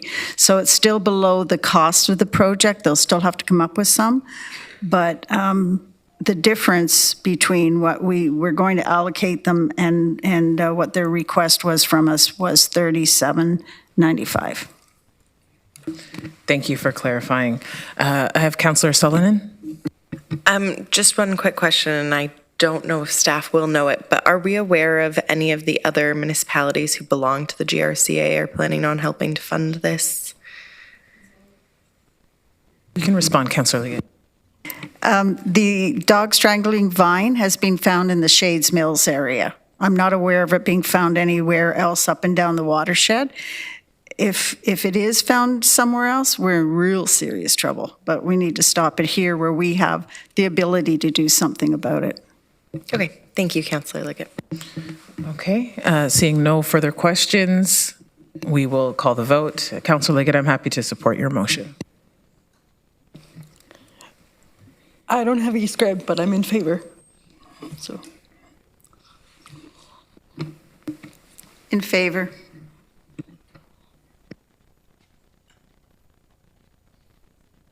Okay, that is carried. Oh, okay, so now we're going back to the consent agenda. Is there anything else that anyone wants to pull from the consent? If not, I will need a mover for the consent agenda. Councillor Foxton, seconder Councillor Noack, and you'll be prompted on your e-scribe.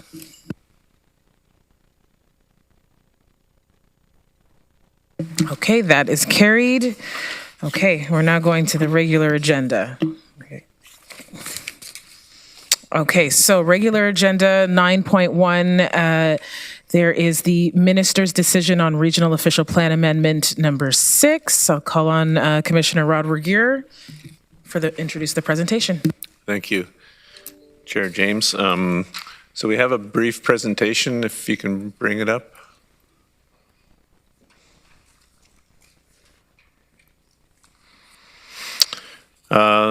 Yeah, this is a summary presentation regarding the nature of the decision by the minister on our regional official plan amendment. Council will recall that over the last 3 years, I guess starting from in 2019 and being approved in August of 2022, the regional municipality engaged the community in a very extensive conversation about the long-term future of the vision for the Waterloo region. It included very significant consultation with the community as a whole, with industry stakeholders, with the province, and so on. In April of this year, the minister approved the regional official plan amendment number 6, which marks a milestone in the evolution of our communities. Next slide, please. So the important thing from my point of view is that the minister's approval maintained the vision of the inclusive, thriving, and sustainable region of Waterloo. Connected rural and urban communities with global reach, fostering opportunities for current and future generations. The body of the policy framework for land use planning in the region of Waterloo was approved by the minister and will now inform the process that we undertake to implement the regional official plan. Next slide, please. However, there were very significant modifications to particularly the area of land that was brought into the urban boundary. The total area added by the minister was in excess of 2,700 gross hectares, which is over 6,000 acres. Essentially, with the exception of that one parcel, which Mr. Nabby referred to earlier in his presentation, about 70 hectares. All of the area was inside of the countryside line, which council had approved as part of an earlier regional official plan. There were some site-specific policies related to a number of sites in the region that the minister made a ruling on. There was some policy language clarification with regard to the impact on our Regional Official Plan Amendment number 2, which has been in process of litigation and negotiations over the last number of years. And there was a policy established for the staging and phasing of development policies in the town of Elmira, which was brought into the ROP through this process. Next slide, please. So there were also some modifications to clarify the support for intensification in our existing urban areas. Specifically, the minister included provisions to permit 3 residential units in a detached house, semi-detached house, or row house, or up to 2 residential units and an ancillary detached residential unit. So this is very much in support of this concept of increasing the density of our existing urban area, the existing built-up neighborhoods in the region of Waterloo. And there were some minor modifications also to some of the definitions in our major goods movement facilities and corridors. Next slide, please. So here we have a table which summarizes the nature of land brought into the urban area by the minister's decision. You can see on the left-hand side the 2 columns which indicate the amount of land we already had available for development in the region of Waterloo, namely approximately 4,130 hectares of community area land. That's land for residential development, for commercial services, institutional, and so on. And then an additional 1,072 hectares of employment land. This is traditional lower density manufacturing and warehousing logistics type real estate.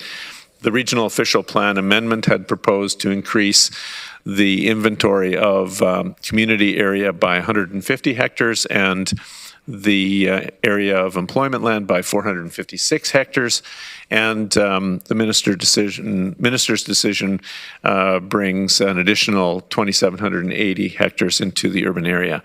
The largest portion of that area is actually in the township of Woolwich, mostly in the area between the Highway 7 and Kossuth, south and east of Breslau. Next slide, please. So we've had a number of conversations about the implications for the planning process in the area municipalities. Now that the regional official plan has been adopted, it becomes the large-scale policy document guiding land use in the region of Waterloo. The process here does change somewhat from as a result of the Bill 23, which has identified the region of Waterloo as a regional municipality without planning responsibilities. Bill 23 has not yet been proclaimed, but when it is proclaimed, the region of Waterloo's official plan will become the official plan document for the area municipalities. There will be a need for area municipalities to adopt that and then to modify zoning bylaws and secondary plans in accordance. So the discussions underway right now with the planning heads of all the area municipalities in the region of Waterloo are on how that transition process will work, and we're working together to figure out the implementation process post proclamation for Bill 23, which I guess we understand right now will likely be either at the end of the year or early in 2024. Next slide, please. So one of the things that I'd like to just touch on here are some of the key messages around the that came out of the consultation process and formed the basis for the regional official plan. As council is aware, we had very extensive conversations with First Nations through this process, and we received strong letters of support for the regional official plan amendment. I've subsequently met with both the Mississaugas of the Credit First Nation and the Six Nations of the Grand River elected council staff to discuss the reports that you have here before you. We had a extensive conversation about the concepts of the importance of equity and inclusion, building inclusive communities across the region of Waterloo. We've talked about we've reinforced the values of growth management. We've made strong commitments to climate action, particularly in the form of building 15-minute transit supportive communities that are able to reduce greenhouse gas emissions. And we talked a lot about and had reinforced in the policy framework for in the regional official plan the concept of affordable and missing middle housing, which will provide help us address some of the key affordability challenges that we have in the region of Waterloo. Next slide, please. So this map 1 simply illustrates the urban structure that was approved by the minister's decision. We see the primary urban area extended west out to Sean Station Road, south of Highway 7, and then down in southwest Kitchener to New Dundee Road and Fisher Hallman. We've had approved the intensification corridor along Ottawa Street, which will become a primary primary transit corridor that provides for a lot of additional intensification. We've seen some expansion of the township urban areas as well. You can see the connection between Baden and New Hamburg in Wilmot, the rounding out of Elmira in Woolwich Township and Wellesley as well, and Ayr in North Dumfries. Next slide, please. This slide illustrates the area of land that was brought into the urban area and its relationship to the central transit corridor as well. Next slide. And here we have an illustration of the employment areas that are identified in the regional official plan.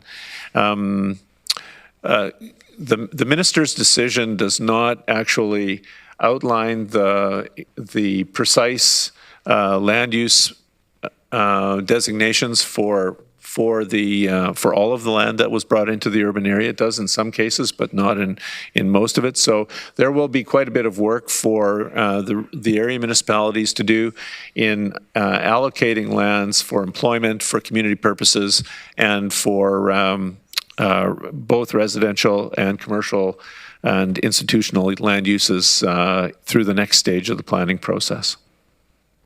Next slide, please. So the next steps in this process will be for the area municipalities in the region to continue to work together and figure out how to make this, how to implement the plan, particularly how both the area municipal infrastructure and regional infrastructure need to be adjusted in order to accommodate this growth. And in a lot of cases, as council is aware, we already had a significant amount of land in the urban area that was planned for development and which we were going to be able to service. There are significant questions about about staging and how we most efficiently and responsibly expand the urban area, particularly through the extension of infrastructure. There are current master planning processes underway that will take a look at some of these critical questions and will help inform the very specific strategies on the expansion, particularly in water, wastewater, and transportation infrastructure. For example, we've just launched a integrated mobility strategy, which will help address some of those key questions. And I know that there are master planning exercises underway for water and wastewater in various municipalities in the region. So the process for consolidation has begun, and we're expecting to wrap this up by August. We'll bring additional reports back to council on the status of our work in either in August or September. I've got to connect with staff about the timing of that next set of reports. But be assured that the work will take place with close collaboration between the area municipalities and regional staff. Next slide, please. That's it? Okay. Thank you. Thank you very much, and we can take questions. Take some questions. Thank you, Rod, and to the team that's been working on putting this together over the past few weeks. Councillor Hunick. Through you, Chair James, and thanks, Rod. Based on the second or third slide that you showed with the chart, it seems like we already designated extra land. And so I'm just wondering if you can speak to the logic behind the minister's decision to add more to our plan. I realize you're not a mind reader, but you know more about this than I do. Well, what I will say is that the amount of land that we brought into the urban area through our amendment in August of 2022 was the result of calculations of our land needs assessment that indicated the amount that we thought we needed to serve the growth, to accommodate the growth of the region until 2051, which was what our mandate was through the process. The ministry had a difference of opinion, and I think I'm not actually sure on what the additional rationale is. Certainly, this region is growing at a tremendous pace right now. We can all see the pressure in the housing market. We have some of the lowest vacancy rates in the country, and house prices are continuing to climb, or starting to climb again after a brief hiatus. So it's clear that we do need to increase the amount of supply that we are bringing into the market. Now, the region in 2019, 2020, and 2021 built housing at a record pace. We were building between 5,000 and 6,000 residential units a year in that period, which was considerably above the 10-year average forecast, and we can continue to do that for a considerable period of time. But we now have quite a lot of land to deal with, and it can accommodate a very significant amount of growth over the next 30 to 40 years. Okay, thank you. And just a brief follow-up, because I don't want to miss the window of opportunity. My timing is often off. Is this the point at which Councillor McCabe's motion based on the previous delegation would come into play? Or is that later? We will bring in the motion. I want to go through those who are in the queue at this currently, and we'll come back to that motion. Okay. Good. Just don't want to miss the opportunity. Thanks. All right, Councillor Shantz. Thank you. My question was similar to Councillor Hunick's, so I'll just ask it a little bit differently in this forum. Do you have the numbers in front of you? How many units are in the pipeline right now that are approved and ready to be built on? And at the current rate of building, how long would it take to build those out? Yeah, through you, Chair James. So I don't have them right in front of me, but I see Brenna McKinnon is here. So if I'm off base here, you can correct me. At the end of last year, we had approximately 35,000 residential units in either approved plans of subdivision or registered, pending approved, or draft plans of subdivision. So we had a very significant inventory in greenfield areas. I think at the end of last year, that represented approximately 10-year supply of residential land. I'm looking at Brenna. Yeah, Orion's back in the corner there. Okay, so that was about a 10-year supply of greenfield area at our current rate of development of greenfield resources. Now, keep in mind that a very significant amount of our development over the last 10 years has been, an increasing amount of our development in the last 10 years has been inside of the built-up area through intensification. And so the 35,000 units was not all of the land that we required for development. There was going to be a lot of land developed and a lot of residential units also created inside of the urban area. In addition to that, in addition to that, yeah. And I had another question when you were talking, and I think I've lost it. What's the total number of units that the province is asking us to provide in the next, is it 20-year window, 20, 30 year? Right. The province has not adjusted either our population forecast or the number of units. So I believe we're required to construct about 121,000 residential units over the course of the planning period, but it's front-ending that process by moving forward about 70,000 units in the first 10 years. Now, our original plan had contemplated 50,000 units in the first 10-year period, so it is an expansion. It's a pretty significant expansion of the number of units in the front end of that planning horizon.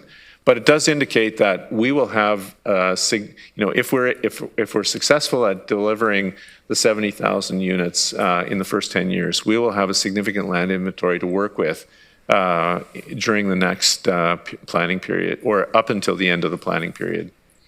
Okay, thanks. Thank you. Councillor Liggett. Thank you, Madam Chair.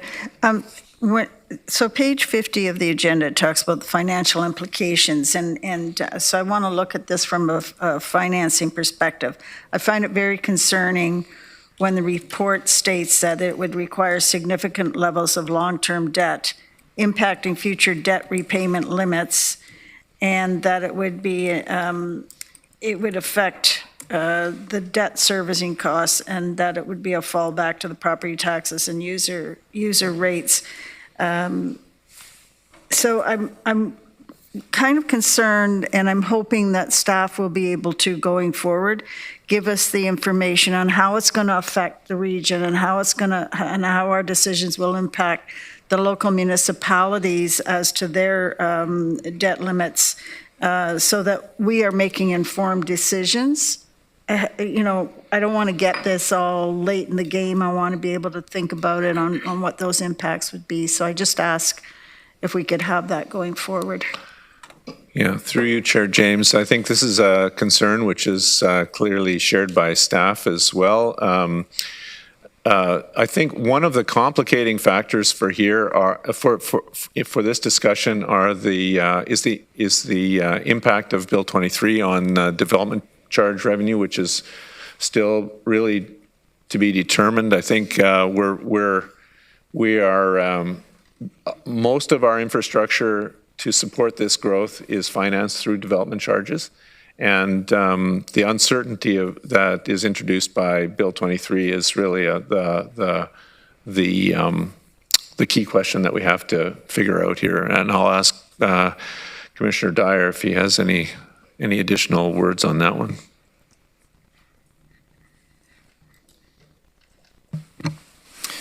Just briefly and through the chair, I think that's I think Mr. Regier has outlined the challenge. One aspect of this is the uncertainty that this creates with respect to the timing and location and scale of municipal infrastructure that will have to be built in order to support development in areas of the region that we had previously not planned for.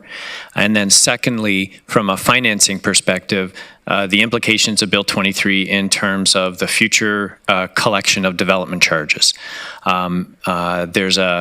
There's typically a timing issue, particularly with respect to water and wastewater being the two significant pieces of infrastructure that have to be ready in the ground in advance of development happening.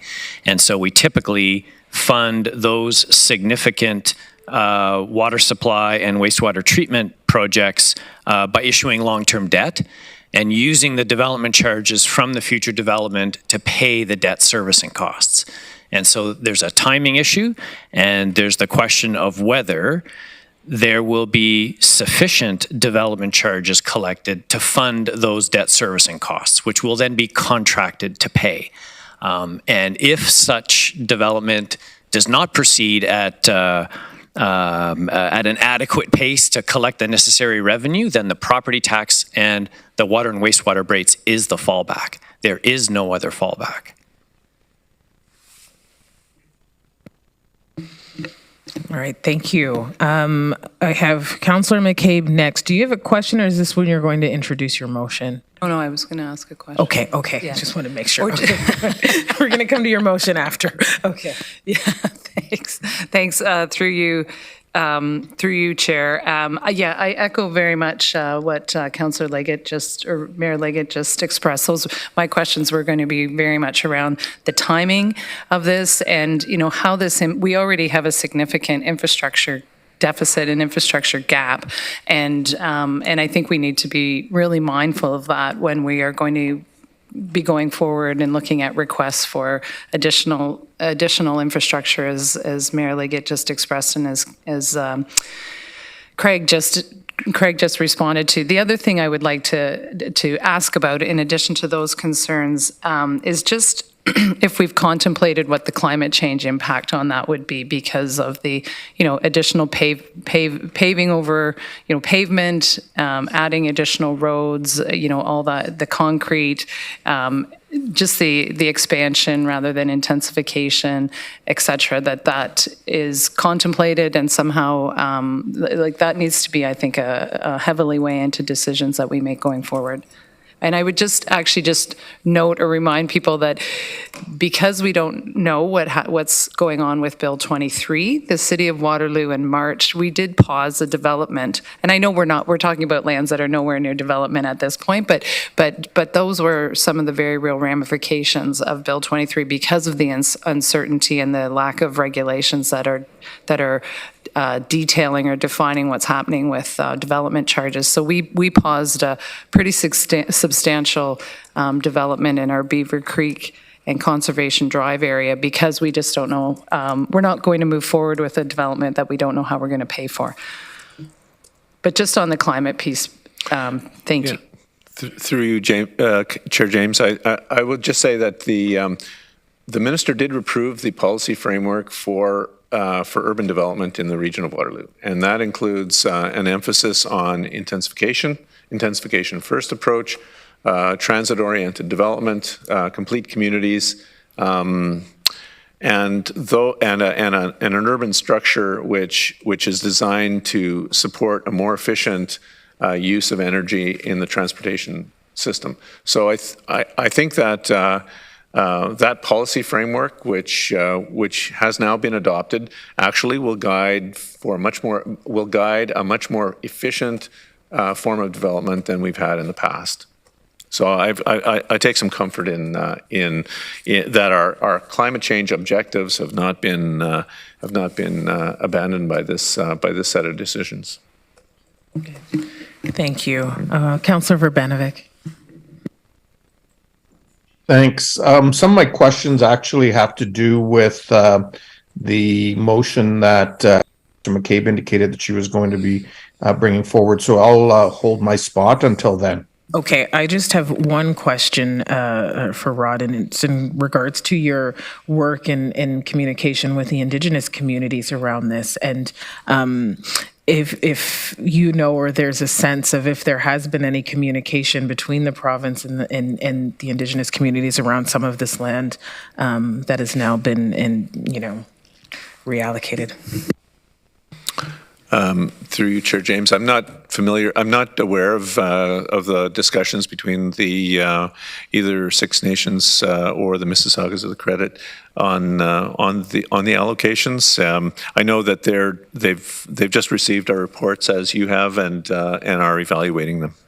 Thank you. And I guess in terms of the implications of our water resources, what does this look like in the future? I think that's for you, Commissioner Rose, just providing some context there.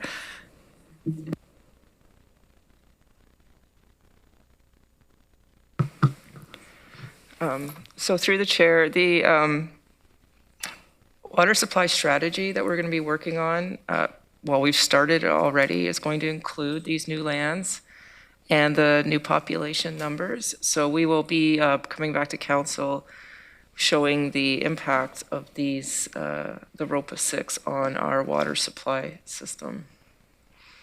Thank you. Okay, we have a motion. I'm going to have it put on the screen for council, and then, sorry, Councillor Leggett. Oh, and Councillor Redmond, Chair Redmond. Councillor Leggett, go ahead. Thank you. Just another question with regards to the conclusion next steps of the report. It says that it's anticipated that a review of the existing secondary plans will need to take place. Do we have a timeline on that? Page 51 of the agenda. Number 8, conclusion next.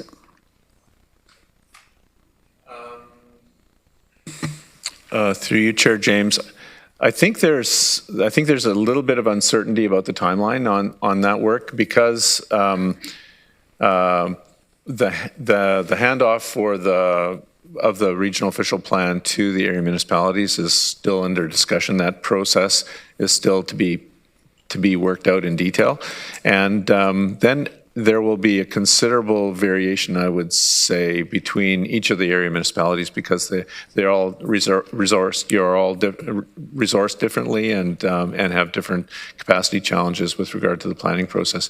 I don't know if there are any requirements in the minister's decision around that transition process. Brenna's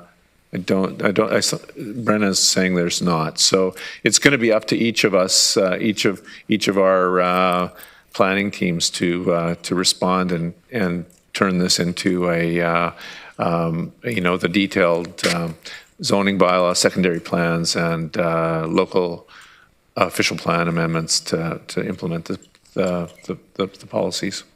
So within the next 6 months or 9 months, do you figure for everybody to pull it together? Or? That seems optimistic to me, frankly, because there's a lot of heavy lifting to do here on a That's what I thought. On a parcel by parcel basis, right? Okay, thank you. That's fair.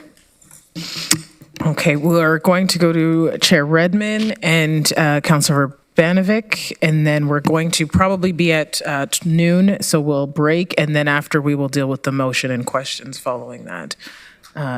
Okay, Chair Redmond. Thank you, Chair James. One of the things that keeps coming up, and I know we've talked about affordability and ability to move forward, is that the province continually uses the expression to make us whole.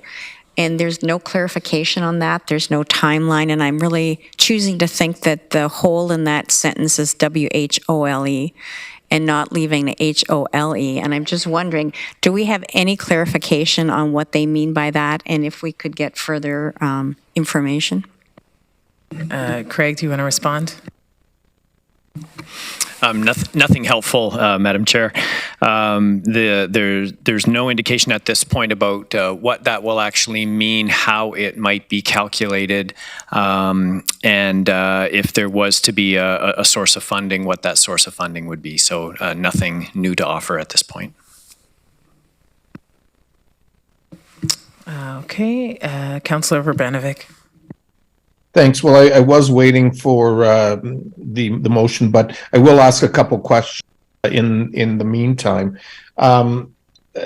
First of all, just on Chair Redmond's last question, it's my understanding from conversations that we've had with the province is that the process that they're going through with some municipalities in terms of the audit of their various reserve funds and so on will actually help inform that what going whole means for everyone, because there'll obviously be some trends that perhaps will inform that broader process with others, but I guess that remains to be seen. But my question to you, Mr. Regier, particularly with respect to the lands in Southwest Kitchener that were added in, surely none of that was a surprise to regional staff. I mean, throughout the whole process, myself and members of council and members of the community expressed concerns around the process, how the calculation was being calculated, and the history of these lands and why they should be included.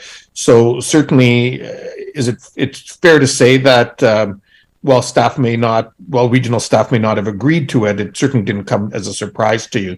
Is that correct?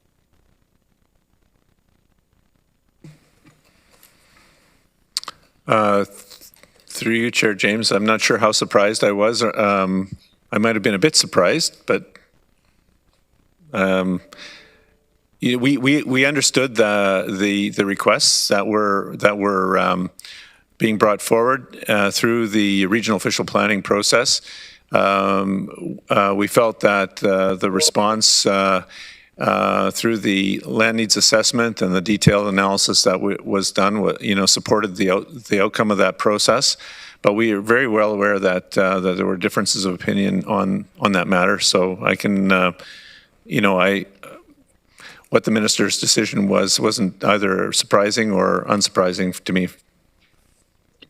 Yeah, I just really want to reiterate that, throughout the whole process and even in supporting moving the plan because of the deadlines that were in place at the time, myself and others had indicated that we recognized that this was an issue that was going to make its way to the minister, and ultimately a decision was made. I think, as you pointed out, overall, I think many of the principles that we hold dear were accepted as part of that process, and certainly from a Kitchener perspective, we were pleased with the changes that were made with respect to Kitchener. Okay. Thank you, Councillor Urbanovic. Councillor Deutschmann, and then we are going to break. Thank you, Chair James. So just on Chair Redmond's question about whole/whole, I refer to the letter from that Councillor Craig received from his local MPP, which clearly stated that if we meet our targets of construction, then the province would make us whole, which raises a concern for me because I know there's a difficulty with meeting those targets. And if that's the criteria, that is going to be a very difficult situation for all of us. So I just wanted to raise that Councillor Craig did get a response from his MPP. Perhaps that letter could be circulated again, which clearly stated that if we met our targets, we would be made whole. And that raises a significant concern. Thank you. Okay, so we will be breaking now. We'll have a motion. Councillor McCabe, your motion will be circulated, and we will discuss. I don't think staff have actually had an opportunity to review this motion, so if you could come back prepared with some thoughts, implications, kind of to provide council ahead of before we get into the discussion around this. Thank you. We're in recess. When are we back? 12:40, Councillor Urbanovic.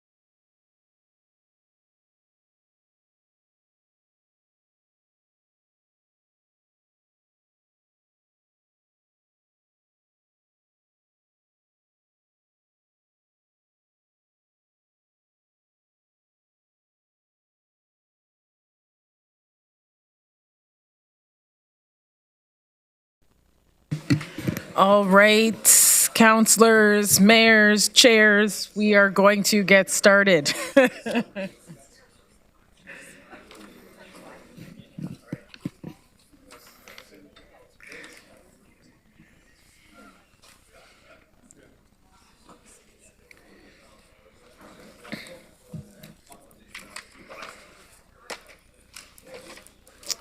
There's a lot of echoing. Hello. Okay. All right. We are going to reconvene. Aaron is going to put something on the screen for us. I know, Councillor McCabe, you had a motion you wanted to put forth, but after some discussion and recognizing that staff are just seeing the motion today rather than waiving the notice of motion, Councillor McCabe, can we consider referring this to staff and it can be brought forward at the council meeting on June 21st? Yeah, I'm happy with that. Thank you very much, Chair. And thank you to clerks. Thank you. Okay.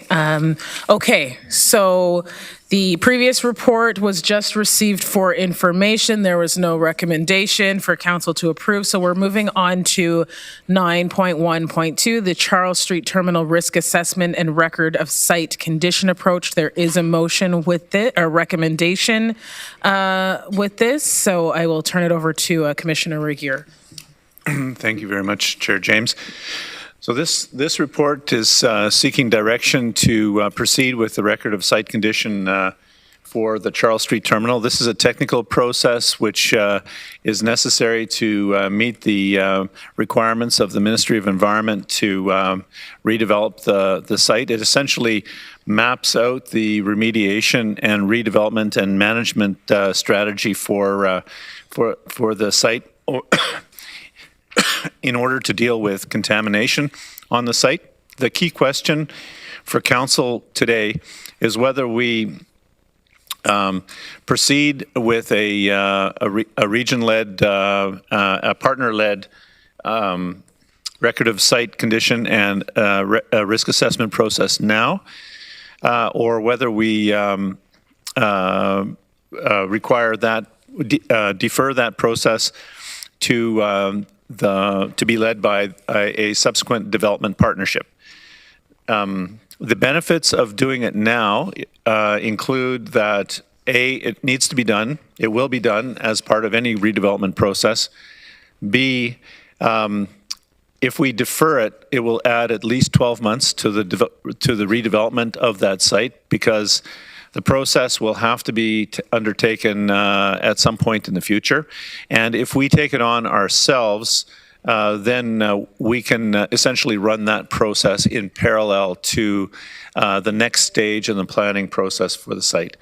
So staff believe that it's in the interest of the community to proceed with the record of site condition process prior to any kind of request for proposals on the site, and there are funds in the budget to allow this project to proceed. So no budget adjustments are required in order to move forward on this project. Thank you. Are there any questions for Rod? Councillor Erb? Trying to figure out how to work eScribe. I would support moving forward with it now. There's it has to be done, so let's get at it while we have some control. Okay, so I've got a mover, Councillor Erb, and seconder, Councillor Foxton. Okay. Okay. I think there's a great anticipation in the community about this project, and the sooner we can move it along, it just satisfies a whole range of opportunities for us, so I would support that. Okay, I have Chair Redmond.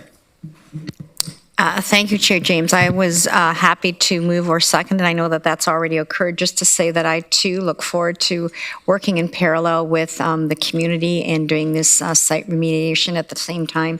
And clearly it needs to happen before any redevelopment is considered. So I'm very supportive of acting now. Any further questions? Councillor Hunick, did you have your hand up? Okay, all right. So I will call the question. We'll put the motion on the floor or on the screen. Okay. Yep.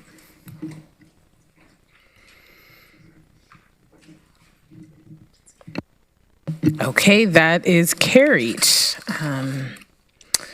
Next on the agenda is the Dune Heritage Village Utilities Project update. I'm going to call on Helen, Director of Cultural Services, to introduce the report.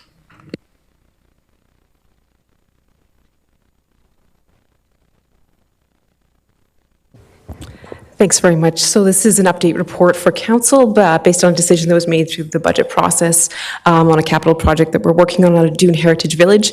So this is a 2-year undertaking to replace failing infrastructure and to upgrade many of the utility programs that we have there. We're in year 1 at the moment. That's going to be primarily electrical work and preparing the second half of the village. And then next year we'll be looking after the electrical part 2, as well as more of the water infrastructure and any other kind of connectivity work that needs to be done. So this is an update for council. Thank you, Helen. Are there any questions for Helen regarding this? Can I? Okay, seeing none. Thank you. That was just, okay. Just a super quick one. Thank you, through Chair. Okay, Councilor. In the redevelopment, I'm just like, will you be working with our local electricity provider, Inova, and Grand River Energy, just because they're our local provider of electricity, and they do a lot of work with energy efficiency, renewable energy, etc. So through the chair, that may be better for our facilities colleagues to be able to answer, because I'm not sure. Okay, I'll just leave that with you and hope that that's the case, because they're a local partner for and should be utilized as much as possible. Thank you. Thanks. Chair Redmond. I just wanted to express absolute support for this. This is some facilities upgrades that have had to be done for quite a while, and they were always pushed off. So I'm glad that this council's decided to take a step forward and move it forward. But I'm also really excited with the variety of community engagement opportunities over the summer with the various groups to maybe reimagine how we use this space. I think it's very much with the new thinking and the context in which we look at communities. So I'm very excited to see the results and participate in the process. Okay, any further questions? Seeing none. Okay. Thank you. All right, moving along, I think will be a change of chairs here, seats. 9.2, the Automated Speed Enforcement 5-year expansion plan. Commissioner Getsky will introduce that report. No.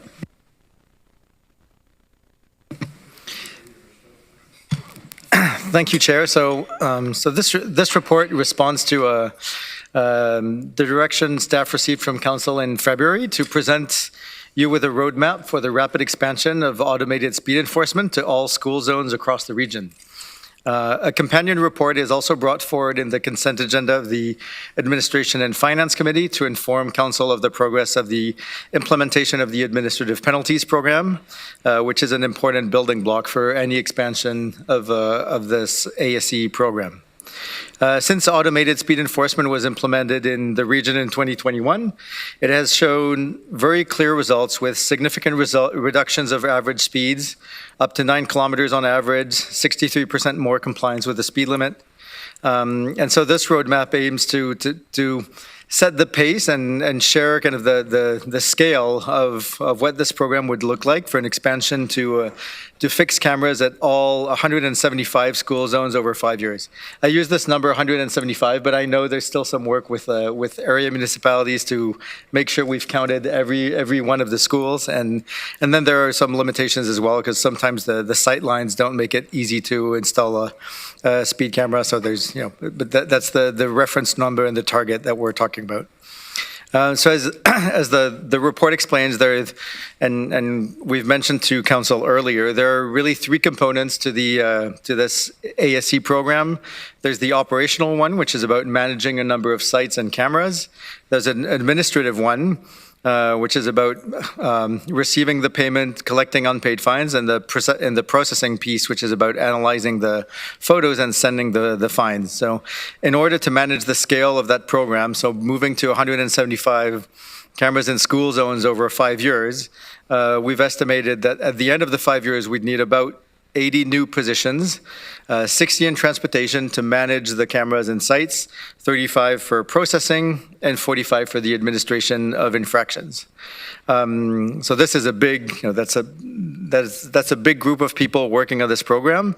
We've made some revenue projections. We're working on different ranges of projections. Even at the lower end, they're forecasted to offset program expenses during that ramp up. Full costing will be provided as part of the upcoming business case relative to the processing center in August. So there are some revenue risks with there because that includes our ability to ramp up human resources to administer and process infractions. And then there's the longer term financial risk, but which is what we're trying to achieve here, which is behavioral change and people complying with speed limits in the long run, which is why we think this program will have a significant effect on how people drive across the region. So to manage that longer term risk, the report recommends the creation of a reserve, which can help to maintain funding for this program, even as people get more compliant and as infractions decrease in time. So we can keep this program in place while these new driver behaviors kind of really become a new way of driving across the region. And a portion of which could also be dedicated to fund physical improvements in road user safety. So again, kind of always trying to focalize and make sure that this program is really targeted at improving safety for all users on the regional network and helping with reducing speeds everywhere. So in parallel, the direction we had received in February was also to start looking at community safety zones. So in parallel with ramping up, and we've started already the work with area municipal staff to discuss what's the virtues of community safety zones, what types of criteria should we establish, what are the priorities in terms of road safety benefits that we're trying to target, so we can then really prioritize the right sites, and these could enter the number of the expansion of the program at a later date if council wants to expand even further than school zones. And we'll again, all this is also done under MTO's scrutiny because they want to be very careful. They know that to really have the level of credibility that this program is about road safety, they're really looking at some consistency at the provincial level in the application of both the program itself, the processing, the administration, the way that's done, and as well in terms of setting up community safety zones. So that's a partnership also that we're continuing to uphold as we roll out the program. I'll finish up by wrapping up by thanking the cross-divisional team that has been leading the work, and who's available here to answer your questions. So Daryl Spencer, Manager of Transportation Engineering, Teresa Mendler, Manager of Strategic Community Planning Initiatives, and Paddy McCauley, Manager of Provincial Offences Court Administration. So they reflect these 3 parts of the program. Thank you. Thank you, Mathieu. I have a few questions from councillors. I'll start with Councillor Nowak. And thank you for the report, and I'd be happy to move this report if we get to that point, or when we get to that point. The question I have though is 175 schools. Does that include all the parochial schools in the rural areas, and or would it be just the ones on the regional roads? So I think there's some distinction there. I mean, the ones that aren't on the regional roads, I think the fastest vehicle will be the horse and buggy, so I'm not sure. Yeah, through you, Chair. Pardon me. Yeah, the 175 schools includes some parochial schools, but not all of them. So I think Mathieu mentioned that we're kind of relooking at some of the numbers, but the intention would be to include parochial schools in that as well. But not necessarily all of them. Yeah. Okay. That's good. Is that okay? All right. Okay, Councillor Huenick. Through you, Chair James, I've gotten a surprising number of contacts who are not in favor of the speed cameras. They say that they can't afford to pay the tickets. So just to clarify, if you don't speed, you can't get a ticket, right? That is correct. And okay, on a more serious, no, stay with me. Okay, just stay with me. This is serious.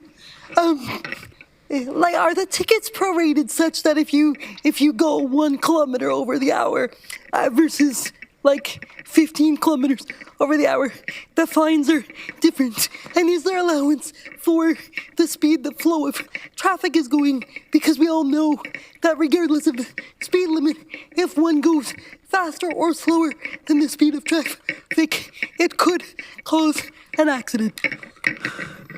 So through the chair, so there's no provision to adapt it to how fast the traffic is flowing. I think and that's where some of the benefits of the reserve, sometimes there are some issues with the alignment between the speed at which the road has been designed and the speed at which the speed limit, because of, for example, the proximity of a school. And that's where we do think there may be some opportunities for some physical redesign to make sure that all of the elements, the speed limit and the physical environment are aligned, so that you don't have that phenomenon of traffic moving faster and you may be trying to comply but feeling uncomfortable or pressed by vehicles behind you. So that alignment, I think, is a way to answer your second question. To your first question, yes, the fines are there's a fixed piece, but then there is a part that is proportional to the actual speed that you're going at above the speed limit. And you are looking at ways to adapt it according to the flow of traffic, is what you just alluded to a moment ago. Yes? So through the chair, we're looking at ways to adapt the road to make sure that the traffic will want to go at the speed limit, and so it's adapting the design speed to the speed limit. Excellent, thank you. Okay, thank you. Councillor Verbanovic. Thank you very much, and thanks to staff for the report. A few questions. You reference in there that through the whole process, we've been working with municipal staff. So specifically on what's before us today, has that all gone through all 7 of our municipalities? And they're on board with the suggested approach?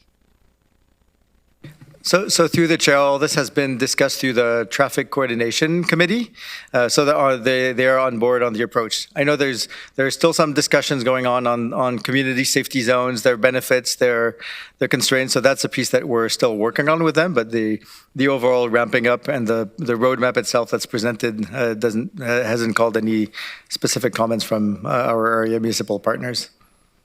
So I guess that really speaks to my second question, because I know that originally there was, a list of schools and so on that came to our individual municipalities, and that's how those lists were determined. So presumably the same thing will be happening. So it'll be up to the area municipalities to decide what's included and what's not. As was the case before. And I guess the second part of that is specifically with respect to community safety zones. I mean, there may be some areas where,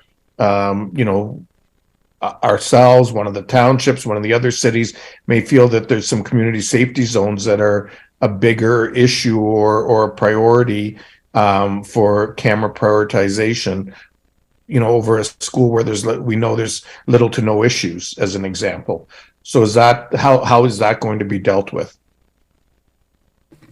So as far as school zones are concerned, so today there is already a set of criteria that has been approved and that we've been working with, as you mentioned, to set up lists in. So there's kind of quotas for each area municipality, and we go with each of them to select them based on a certain number of criteria. I think the approach we'd like to build in partnership with municipalities is to develop a similar set of criteria for community safety zones to make sure that, again, we're looking at we're targeting the right right objectives to maintain the credibility and the value and the ultimate benefit of the program, which is improving road safety for all users and in particular for vulnerable users across the region. Sure, but just for clarity, the school lists presumably will make their way to the area municipalities as well as part of our involvement in this, and because it is obviously something that's happening on our area streets. Yes, for sure. So today that's already the case. For example, in the expansion that was approved previously, the next 16 right now, that list is going through area municipalities, and that will continue with the 25 to 30 new sites that are proposed to expand every year. Okay, and just the last piece is on the financials. As I was looking at the report, and I looked both in the report and in Schedule C, am I missing where the revenue streams are? Because it didn't appear to be in the schedule that I saw. Through the chair, so I think we've been working with a range of revenue assumptions. So we will provide you with more detail in the report that's coming in August with the processing center. So we wanted to make sure that we're encompassing all of the costs of the program as well, so that we can present the full business case, and that will come in August. So today we have some preliminary estimates that have not been put into the report, partly because the costs as well have not been fully tallied, but all of this will come back to you in August. But there's our assumptions show that even being fairly conservative, the costs that are the cost of the operating and the administrative side that are presented there today can be covered by the revenue. Right, but those dollars aren't, like, it's not in the chart right now. No, that's correct. So I have to say, I mean, that does cause me some concern to be approving something like this in that vacuum. Is it possible that some initial numbers can come to us by council day in a couple of weeks around the revenue side, recognizing there'll be more detail in a few weeks? Because, like, philosophically, I think this is a direction we need to go, and I've been very supportive of it. But I am concerned, that we don't have the full financial information before we make that decision. Like, it's a lot of FTEs, it's a lot of money we're talking about. We wouldn't normally do it without a proper business case. Councillor Urbanovic, Craig's going to respond, okay? Thank you, and through the chair, as my colleague Mathieu has indicated, what we've shown here is our initial estimates on the expenditures associated.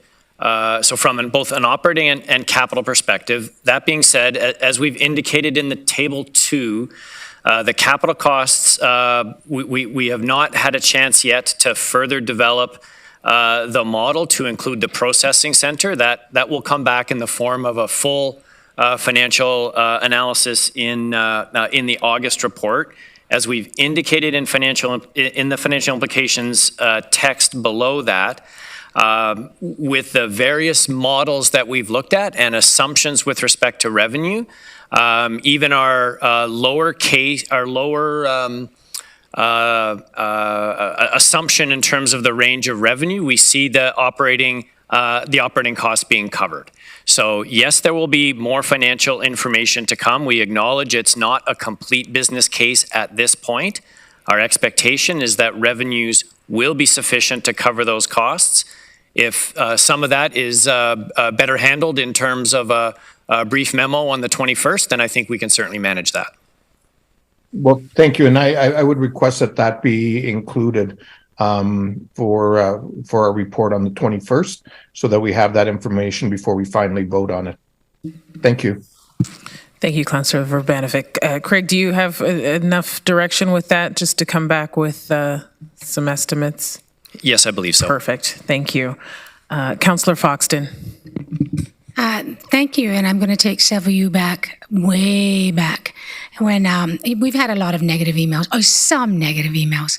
I want to remind you of the seatbelt law and the upcry of that. The more recent, the smoking ban and the upcry of that. So now we're hearing from the individuals that do not want the cameras. It's not that they don't want to speed, it's that they don't have time not to speed. So now we're going to make them take time. I think this is the right way to go. And when we did the seatbelt laws, it was to save lives. When we did smoking, it was to prevent secondhand smoke as well as save lives. And this is to watch out for our children and parents that with the children. Well done, go ahead. And also, just as a side note, Brantford has a pilot project, and I was there the other day, and it's all Wayne Gretzky speed highway, the Wayne Gretzky, and it's all automated speed for enforcement, pilot project from the province. So it'd be interesting to see how that goes. Thank you, Councillor Foxton. Councillor Shantz. Thank you. My questions have been answered. I would say that I support the motion, and thank you for pointing out the revenue is missing, but the motion itself speaks to approval in the 2024 budget. So I think we'll have that covered, and this is a really important initiative to go ahead with. So thank you. Thank you. Councillor Deutschmann. Thank you, Chair James. I was pleased and surprised when I saw this report. Did we give direction that we wanted to go to 175 schools by the end of a certain time, or it was just a general direction that we wanted to see something happen more quickly than the original proposal of from 16 to 32? So through the chair, the direction from February 7 was to expand ASC to all school zones across the region. So there was no timeline. So that's the work that we did, was to say what is the fastest rollout that we can do to get to cover all school zones in the region. Because, all right, I just have a concern about the logistics of it all, the back office of it all. I mean, I'll be interested to know. I had a meeting with Ms. Mendler to talk about how, this is implemented. And right now we have 2 cameras in the region. And I don't know if councillors are aware how the logistics of it go, but someone goes to the camera at the end of the day, pulls out the USB stick, drives it to Toronto so that the people in Toronto can process it. Just seems to me to be somewhat of an inefficient system. If that's the way it's being done. I don't know if there's advances with respect to that. Maybe now we're just going to have to drive it to the regional headquarters if we have a new system set up. So this then doesn't include any community safety zones. Like, I appreciate the school zones, but what about community safety zones? Other roads that area municipalities may want to designate? Councillor Foxton just mentioned the Wayne Gretzky. I don't think there's a school on the Wayne Gretzky. So now they have a speed enforcement there. So are we precluding any consideration of community safety zones with this proposal? Through the chair. Oh, sorry, I apologize. No, okay. So yeah, through the chair, we're not precluding, and we're advancing on the community safety zones in parallel. I think the objective is to find some common criteria and what are the road safety objectives that are shared by the different area municipalities, so we can really have a robust objective to pursue. And if we want to go a little bit slower on school zones and bring in some community safety zones a little bit faster in the program, that's definitely something that will be at council's discretion. Yeah, and I just want to echo, it is a bit concerning when you see a report that has a massive expenditure listed, but no revenue sort of pointed out as clearly. I appreciate within the text there was references to it, but we're showing these expenses. I would have presumed that we could have had some estimate of revenue, so at least we can show that as a body we're not just spending money. We see this as a neutral. And look, if people want to speed out there and keep speeding, then it's going to be like a red light camera situation, and we're going to be earning money. And it's up to drivers out there to make sure that it's as neutral as possible. And if at the end of the day it's costing us money, from my perspective, that means then people are abiding by the law and we have fewer social costs that are occurring in our society. And I can tell you about the costs of accidents and what people and families suffer from. So, this is definitely a positive thing. I just want to make sure that, people are being informed and it's as fully transparent as possible for the community. Thank you. Thanks, Councillor Deutschmann. Councillor Hunick. Thank you, Chair. I understand that we are currently in the process of deciding school zones and community safety zones and so on and so forth. If constituents have ideas about where cameras need to go, are we receptive to those? And how would those comments get to where they need to be?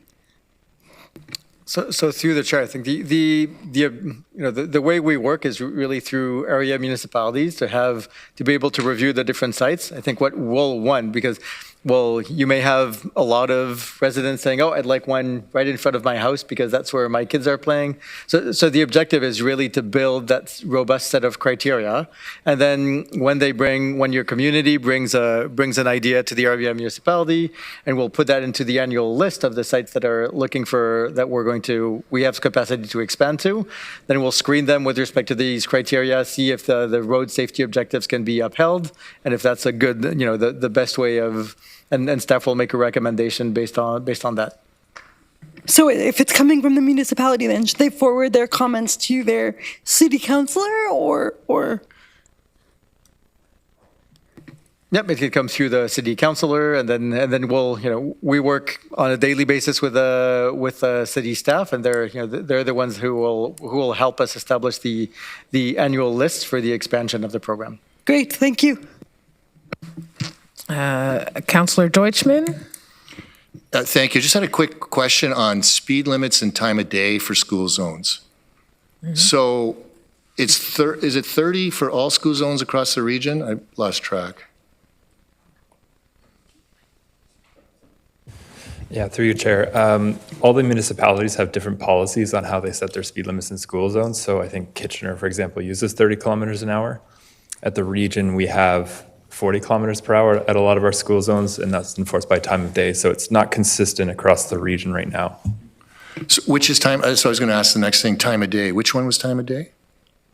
The region is piloting a time of day program right now, so we're planning to report back in, I think, later this year on how successful that's been. But the region, so school zones on regional roads have time of day restriction, time of day speed limit. And that's what I've gotten emails about from community members about this time of day issue, and if they're there on a Saturday, Sunday, or in the evening. So I don't know if we're looking at that at all as part of this, or try to coordinate amongst the regions, the area municipalities on this issue. Through the chair, I know the time of day question has come up. I think the community safety zone tool that could encompass school zones will help also to bring a bit more simplicity to the overall system. We know, and we've also heard from a number of communities where the schools are they're real community hubs as well. So families will gather outside of school hours. They'll use the playgrounds. They'll use the playing field. So we want to make sure that we're protecting that as a community space as well. So that will be part also of the work. Mathieu, I just have a couple questions before we vote on this. Can you explain, I want to make sure the public's well aware of what is the school zone? What is classified as a school zone versus a community safety zone? So a school zone today defined by the Highway Traffic Act. So for us will be a school that's specifically fronting a regional road. So it has to have that property fronting the road. So that's the key definition. What we can do with community safety zones and following other municipalities that have done this as well is give us a little bit more flexibility in the definition. We can talk about an area around a school. So for example, we've heard of a number of schools that are not immediately fronting because there's a small parcel that's in between the school and the regional road, for example, and there the community safety zone tool would enable us to encompass that school where that area where children are actively walking, but we need that, and that flexibility will come through the community safety zone tool. Okay, thank you. I'm specifically thinking of Chicopee Hills. I've heard from quite a few residents in that area. So working with the City of Kitchener in terms of potentially flexibility around that would aid in some of the school zone qualifications. Okay, thank you for clarifying. All right, I have a mover. I think Councillor Erb. Councillor Nowak, you moved it. Yeah, I do. I just wanted to clarify something. I think Councillor Verbanabik had made a suggestion to defer it till the next meeting for some additional information, and I'm okay with that if the deferral is what council wants. So Okay, so maybe just- you should check with Yeah, I just Councillor want to check Verbanovic. with Councillor Verbanovic. Do you want to then defer this? So listen, I'm willing to approve it in principle today, subject to the additional information coming forward. There is, as part of that information, and I had my hand raised for another question, and that was, one of the things that I think we need to understand in the finances is, do we need to actually have a camera in all 178 of them? In fact, if we've got 2 now amongst, all of our locations, is the right number perhaps 40? We still get the same result in terms of lower speeds. We don't have the expense on staffing to the same degree. And, potentially we'll still have excellent revenues to cover things based on our experience. And I know there's, some of the cameras are doing very well in terms of slowing things down and generating revenues. So I think that's part of what needs to be, considered as in the financial report that comes back, and the revenue streams. Through the chair, the report, I'd say from a staff perspective, again, to minimize administration costs and people moving cameras around from one site to another, the recommendation is to move to a fixed site where every site would have a camera associated with it. So that is again, a recommendation to reduce some of the administrative and the driving around of cameras, and then we can, then it's really operating rules for the cameras that can help regulate things going forward. But further to Councillor Deutschman's question, though, is if we're having to run around and collect the drives and so on off them anyway on, he said daily, I'm not sure if that's what the case is, basis, then we're driving around anyway. So, whether or not we drive around and pull a drive or, put the camera in and out, I'm sure it's not that much more work. And so I think that's part of what needs to be looked at. It seems that we're creating a very, like, again, the principle is a good one. I'm not sure that we're looking at it in efficient administration at the moment. Through the chair, I think, the administration, so today, yes, so you have the USB key problem, but that's something that we're looking at as part of the administrative processing piece to see if we can move to a cloud-based solution. So that would be a way to remove the USB driving around. And there's still much more work if we have to move the cameras around, move them away from a site into another site. That is significant additional work. Today, we can do it with 2 cameras that are moving around, but if we have 45, or if we have 1 camera for 4 sites and they have to be moved, and that is from our staff perspective, that is going to require additional resources. Are other cities using a camera in every single one?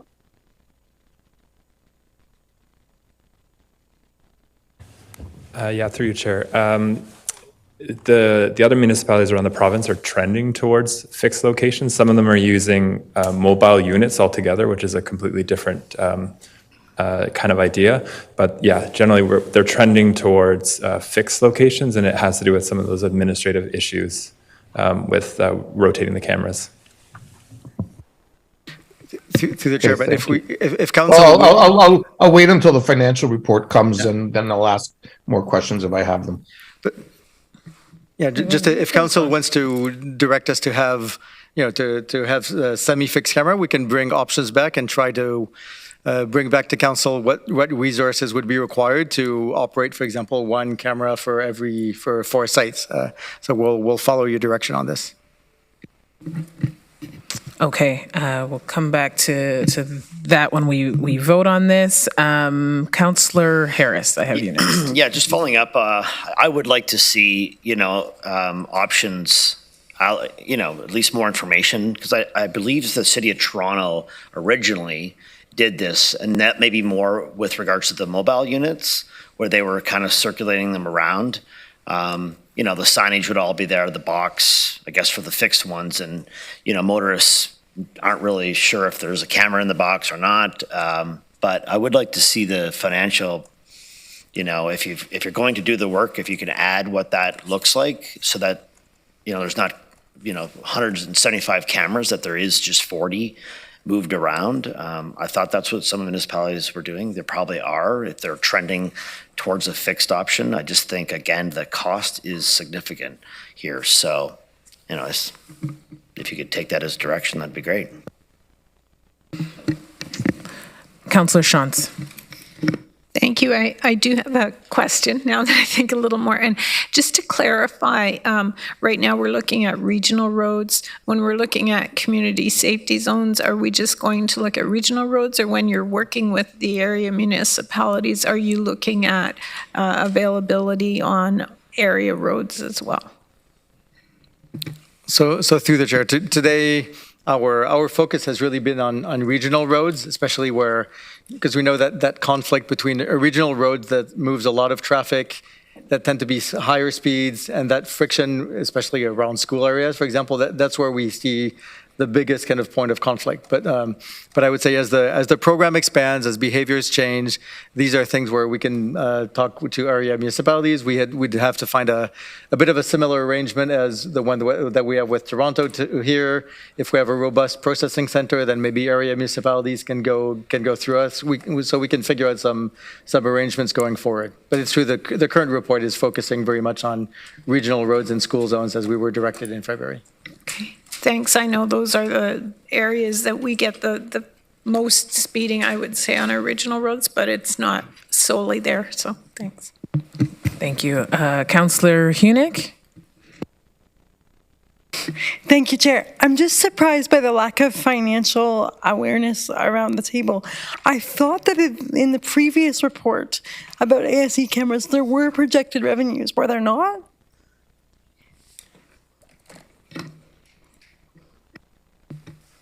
Through the chair, And then we've got a couple of options. Okay. Oh, Councillor Wolf, I didn't see you. So Councillor Erb and Councillor Wolf, a couple of things we've discussed here, and I want to make sure we kind of pull together the motion and the additional request for information.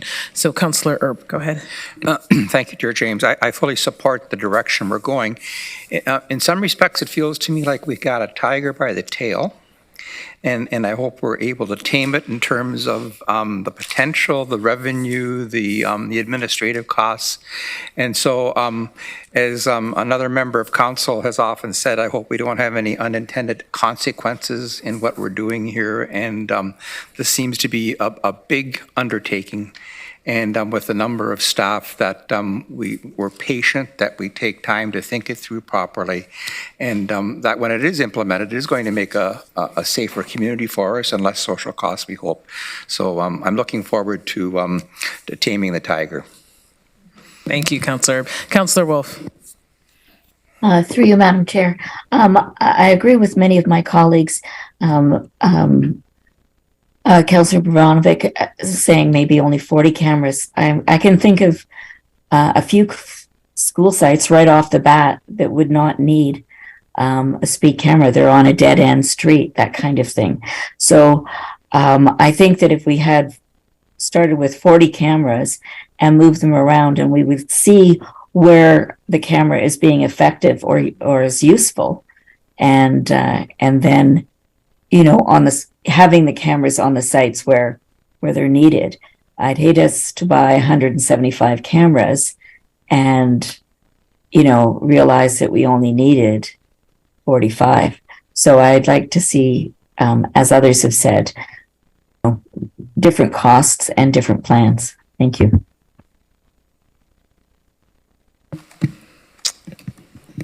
Okay, so we currently have a motion on the floor.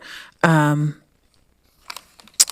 just want to confirm that council is good with financial information coming on the 21st and staff to look into semi-fixed cameras. Was there anything else that, okay, so we've got financial information coming on the 21st. We've got staff looking into semi-fixed cameras. And Councillor Nowak, are you still okay with moving it? Can I get a seconder? Councillor McCabe. Yes, it should be on the screen.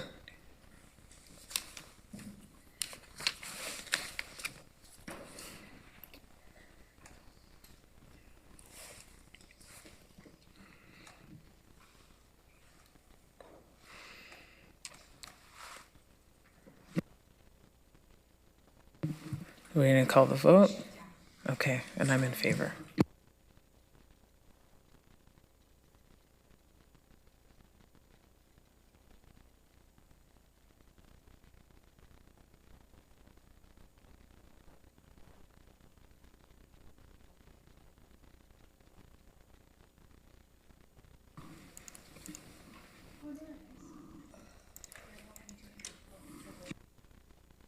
Mine is a yes. Okay, so that is carried, and we've got direction for staff to come back to council on some additional information. Okay, moving on to 9.2.2 GRT Route 2 and 73 service change mitigation. Mathieu, I'm going to call on you to introduce the report. Thank you, Chair. So this report is a follow-up to Council's direction in May, just a month ago, to examine alternatives to mitigate impacts for regular customers of the discontinuation of bus routes 2 and 73 that Council had approved as part of the 2023 plan and budget.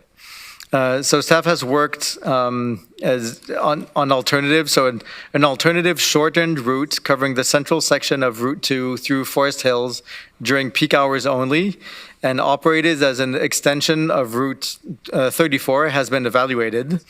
And that would help to really cover that Forest Hills, the needs of the residents of Forest Hills. To cover, we also considered adding an additional stop on Highland Road to shorten the walking distance of people in the northern part of Forest Heights. For Route 73, which was already operating only at peak periods during the week, staff did not identify a straightforward alternative.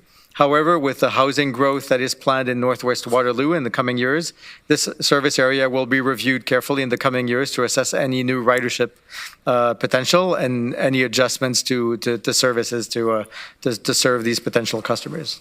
An online public meeting was organized yesterday evening, so that enabled us to get some additional feedback in addition to what we had received via email and through the customer service center. So regular customers from line 73, they were disappointed that no alternative was provided, and whereas customers from Route 2 could see that this was covering most of the needs that they were looking for. And so with this report, staff is seeking council's direction with respect to the proposed alternative. And I'll thank the transit planning team as well as the marketing and communications team of GRT for all this diligent work in the last few weeks in hosting the public meeting. And we'll have another in-person public meeting around Route 2 before this council convenes at the end of the month.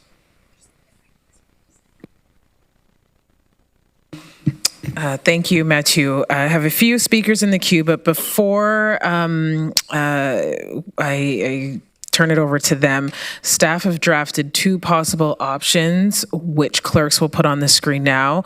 I'll read them. We can have discussion. If someone's willing to move any of these options, we can move in second, but I do want to present these.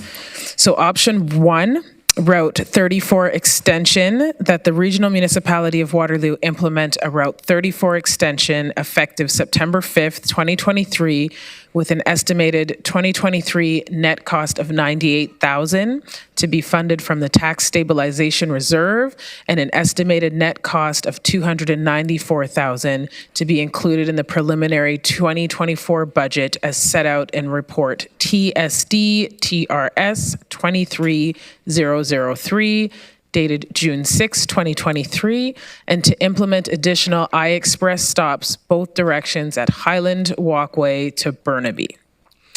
Option 2 is to take no action, that the Regional Municipality of Waterloo take no action with respect to report TSD TRS 23006, dated June 6, 2023. So your two motions options are on the screen. I will be happy to take questions and speakers. So Councillor Verbanovic.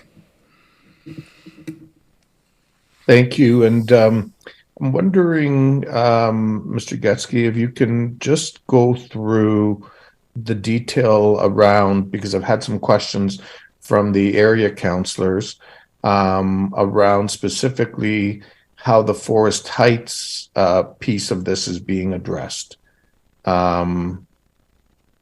Is just that the additional spot on Burnaby Crescent or on Highland Road rather at the walkway, or I'm just not clear how that portion of the impact is being addressed.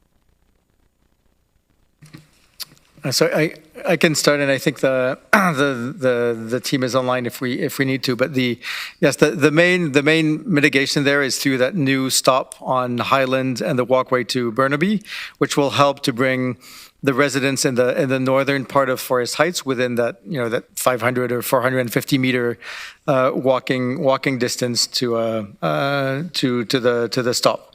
The other ones, the other residents of Forest Heights are well served by Route 1, which has higher frequencies than the pre-existing Route 2. So they will likely need to move to switch over to Route 1. Okay. Has staff had an opportunity to connect with the area councillors, because I know they've been taking many calls on this issue, to make sure that both Councillor Johnson in Ward 8 and Councillor Ioannidis in Ward 7 are informed of what's proposed here, and so that they can provide any additional input if needed? We've connected with city staff on this, but we're happy to connect with councillors before this comes back to council in the end of the month. Yeah, if both councillors can be connected with, I think that would be important. And certainly I'd be pleased to move option 1 in the meantime, subject to any refinement after the second public session and input from the area councillors. Okay. Thank you, Councillor Verbanovic. Councillor Huenick. Thank you, Chair James. I'm in favor of extension of Route 34, which I think is option 1. I just have a question of clarification regarding the report. Did it say that we need to create new bus stops in order for this to happen? There was something about pads. So through the chair, the extension of Route 34 will use mostly part of that core route of Route 2. So that one, I don't think requires any new stops, but we are building part of the report is to add these pads on Highland Road. So that's where we really need a new stop, using the fact that the road has been recently reconstructed and that there's a pedestrian refuge there to be able to cross it. So this reconstruction is enabling us to put a safe bus stop at that place. So that's where we will add a new stop. Okay, just so everyone knows, there are many conventional bus stops throughout the region that are not accessible to those using mobility devices, and so I just want to confirm that any new bus stops created are created with accessibility in mind. Thank you, Councillor Huenick. Councillor McCabe. Through you, Chair. Yeah, thank you for doing this, the session last night. I think, I guess my question will be, because I don't know how many people were on the virtual call last night, because I couldn't see how many participants there were, but there certainly were a ton of questions. And I don't know who else was able to listen to them, but particularly with the people who were on the line with respect to Route 73 from the North Waterloo area, there was a lot of very upset people with a lot of questions about this. And so I feel like I missed the opportunity. I didn't serve them well in February when we made the decision to cut this route, and I feel really badly for that, but I think at the bottom line of this is that we need some kind of set process that when we look at routes like this, that we do some kind of public consultation, because a few of the people on the call last night, when they were asking their question, were saying, well, what's the point of this discussion? We've already canceled the route. Staff were very clear that Route 73 had no other options, and nothing like Route 2 had an option that, like as was just outlined, Route 73, there's no other option except for possibly in 2024 with a on-demand potential system based on the pilot project that's in Breslau. So that's a maybe and an if. So they were, I mean, I could sense through the call that there's a lot of people who are very upset about this, but particularly because there was, in their minds, and I think in my mind, there was, despite the fact that we did some public consultation around the budget, no one really dug in, and certainly I wasn't aware until it was brought forward to discuss during budget day that these routes were on the chopping block. So the people who were on the call last night, certainly that was a question over and over again, was why was there no public consultation? And staff continually pointed back to, well, there was some for the budget consultation in February, which, I mean, quite frankly, again, listening to the discussion last night, that just simply wasn't good enough. And again, I should have raised that at the time, and that's on me. And I feel really, as I said, I feel really badly for the residents in that area that I feel like I've let down because of this. Because I and others here are really strong supporters of transit. So I will ask that we never do that again. That we establish some kind of process that we will actually have some kind of virtual or in-person consultation with people who will be affected, because the stories people were talking about last night are, 40-minute walks from one area to get to the university or to the college, and young women being worried about their safety, walking home at night because there's no public transit option going to be out there. And there's, and so one of my other questions was the city contacted to look at the demographics and what proposed housing developments are coming into that area that would support this transit route and the with more people, and particularly with younger people, because I've also heard from some high school students who are they have to take 2 or 3 transfers to get to WCI. And anyway. So my question then is, I'm very disappointed that this is the way this happened. My question then is, can we establish a process, a policy that says that there will be public consultation well in advance of routes being either being potentially ended or potentially even expanded, so that we really hear from the community what their needs are and what the reality is on the ground? Mathieu, do you want to respond? Sure, through the chair. Yes, we can definitely commit to, as in parallel with the budget process, because all the service changes are really part of the plan and budget process. But while the broader engagement is happening on the broader budget, that we can engage and consult all the riders who are impacted by service changes that are being contemplated as part of the budget process. We can do that in definitely a more thorough and comprehensive Yeah, it'll way. have to be in a really deliberate way, because clearly nobody, I think, at the Route 2 or the Route 73 had any inclination that this was happening. And so they are left without a transit option. And as they pointed out, they're paying as much taxes as anyone. So they are left with 0 options right now. Sorry, beyond the, bike routes and trails and things like that. So there is quite a bit of angst in Ward 3. And I just want to make sure that never happens again. Thank you, Councillor McCabe. Councillor Williams. Hi. So I was going to basically kind of suggest the same thing that Mayor McCabe just did, because I feel like there definitely should be kind of a set process where there is public consultation, And I would say also we should probably go further and have councillor approval before it's decided that something's canceled instead of after it's canceled, just because we're the ones that are kind of, deliberating for the people. So we should be allowing them to have their say, and we should be being their voice before a decision is actually made, just for like the sake of transparency.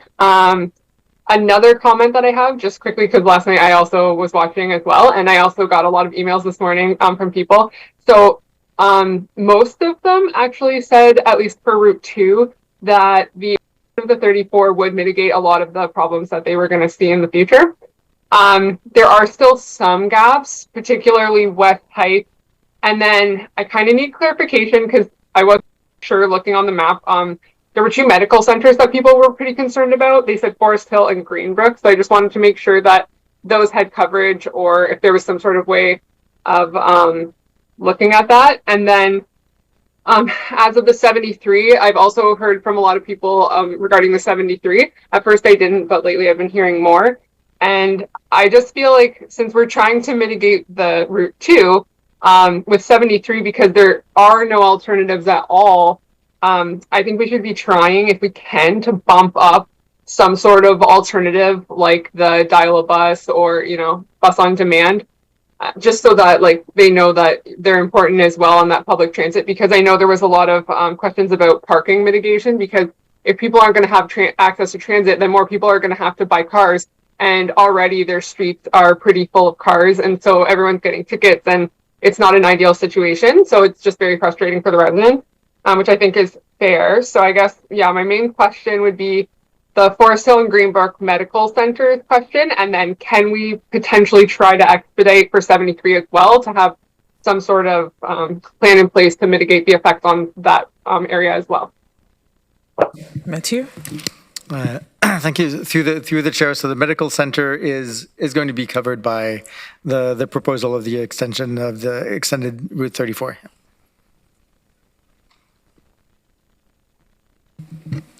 Councillor Deutschmann? Thank you, Chair James. I had a chance to catch the tail end of that Zoom call last night, and it was quite powerful. Especially that last speaker, the lady who was talking about the impact that the loss of this transit line was going to have on them. And her arguments were rational. They were impressive. I would recommend, if you didn't get a chance to listen to it, to listen to it and see. I mean, transit is such a lifeline for people, and we do a lot to improve it, but sometimes maybe we forget that there's transit. There's people rely on transit so much, and when it's taken away, it is a substantial impact to them. So we need to, for sure, have a process when we're looking to cancel. And I would ask that if there's cancellations during the budget process, that we receive confirmation that a consultation process has been undertaken when we receive the material, so that we're notified of that. Not that we ask whether there was a consultation process, but that we're advised. Just like when you're doing a Planning Act change and you have a public meeting and you want to make sure that people in the area are notified and there's requirements for that, this is crucial. And so hopefully we can ensure that during the budget process for the next time around. And I do support the first proposal, and I'm glad that something has come forward to assist people on that route. Thank you, Councillor Deutschmann. Chair Redmond. Thank you, Chair James. I really want to commend Councillor Williams, who I think first brought forward this issue and was looking for ways to mitigate. I would have to tell you, colleagues, every budget's hard, and we are elected to make hard choices. And you will never have an easy budget. I think they'll continue to be very challenging, but you'll probably never have a more compressed process than you did in an election year. And that happens every election year. So while we would all love a perfect process, I would tell you that during that budget deliberation, it was this council that decided that we would eliminate these bus routes. And what we are not talking about are the enhancements that were made in Cambridge to their GRT bus routes, and they were overdue. So these are tough decisions, and I'm not trying to play some bus routes off against other bus routes, but to have fulsome deliberation during a budget budget process is very difficult. And it's also difficult for staff when they're putting forward proposals and we're going to go to the community and say, well, we think we're going to take away bus route X. I'm not saying it can't be done, and I'm not in any way estimating the importance of consultation, but the bus routes that were eliminated were done by this council in a very difficult budget year. I would contend, as we will see shortly at another committee meeting, this budget year is going to be challenging, and the one after that will be really challenging. So we do have to make tough decisions. I think the motion before us is very supportable. I do support it, but I would have to tell you, I don't know that process will ever eliminate some of these reactions to the community by decisions that this council feels compelled to make that may not be the ones that they would prefer. Thank you, Chair Redmond. Councillor Hunick, and then we're going to, I think we're at the point where we can call the vote on this.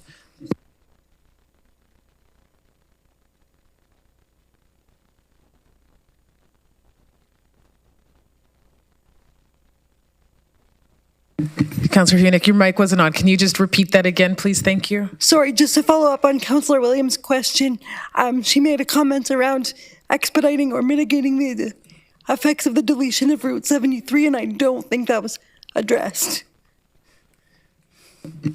Mathieu, do you want to respond? Sure. So I think, what their Route 73 was, and we know it was already our lowest level of service, so with very limited peak weekday service. So it's very hard, and that's why, and staff has been, again, these are difficult choices and options that we put forward, but there's no immediate simple alternative to Route 73, apart from what staff is looking at right now, which is making sure that as the developments come in, as the neighborhood intensifies and that demand grows, that we're able to bring back transit as quickly as possible when there's more people who can ride it. But right now it's true that the buses we're running with 4 people per bus. That's very and on a very minimal transit schedule. So unfortunately we weren't able to find satisfactory options that would have both kind of served the residents adequately and kind of provided us with some of the savings that we were looking for, also to just mitigate the increase of cost of everything that we've seen in the budget last year. Okay, thank you. So I too had an option to, or had the opportunity to tune into that public session last night. And there was quite a bit of engagement, as some of the colleagues around the table have said.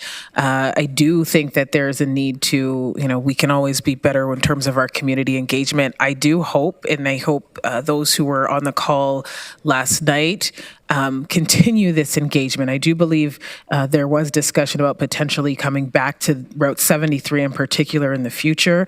I also did some research on other bus routes in terms of municipalities outside of this area, and it's not uncommon to, from time to time, cancel a bus route, especially when looking at increasing in other areas that haven't had any before. So I think, and I just want to say to staff who were on that call, because it was challenging for me to listen to, that they did a good job with navigating that and navigating the community that was, very vocal and upset. And I think that needs to be mentioned, because at the end of the day, we're all just trying to do our job. So I believe we have a mover, Councillor Vervanovic and Councillor Deutschmann. Move and seconded? Yeah, okay. So we are going to vote on the motion. It is option 1 that was presented, that staff have put together for us. Yeah. In favor? In favor as well.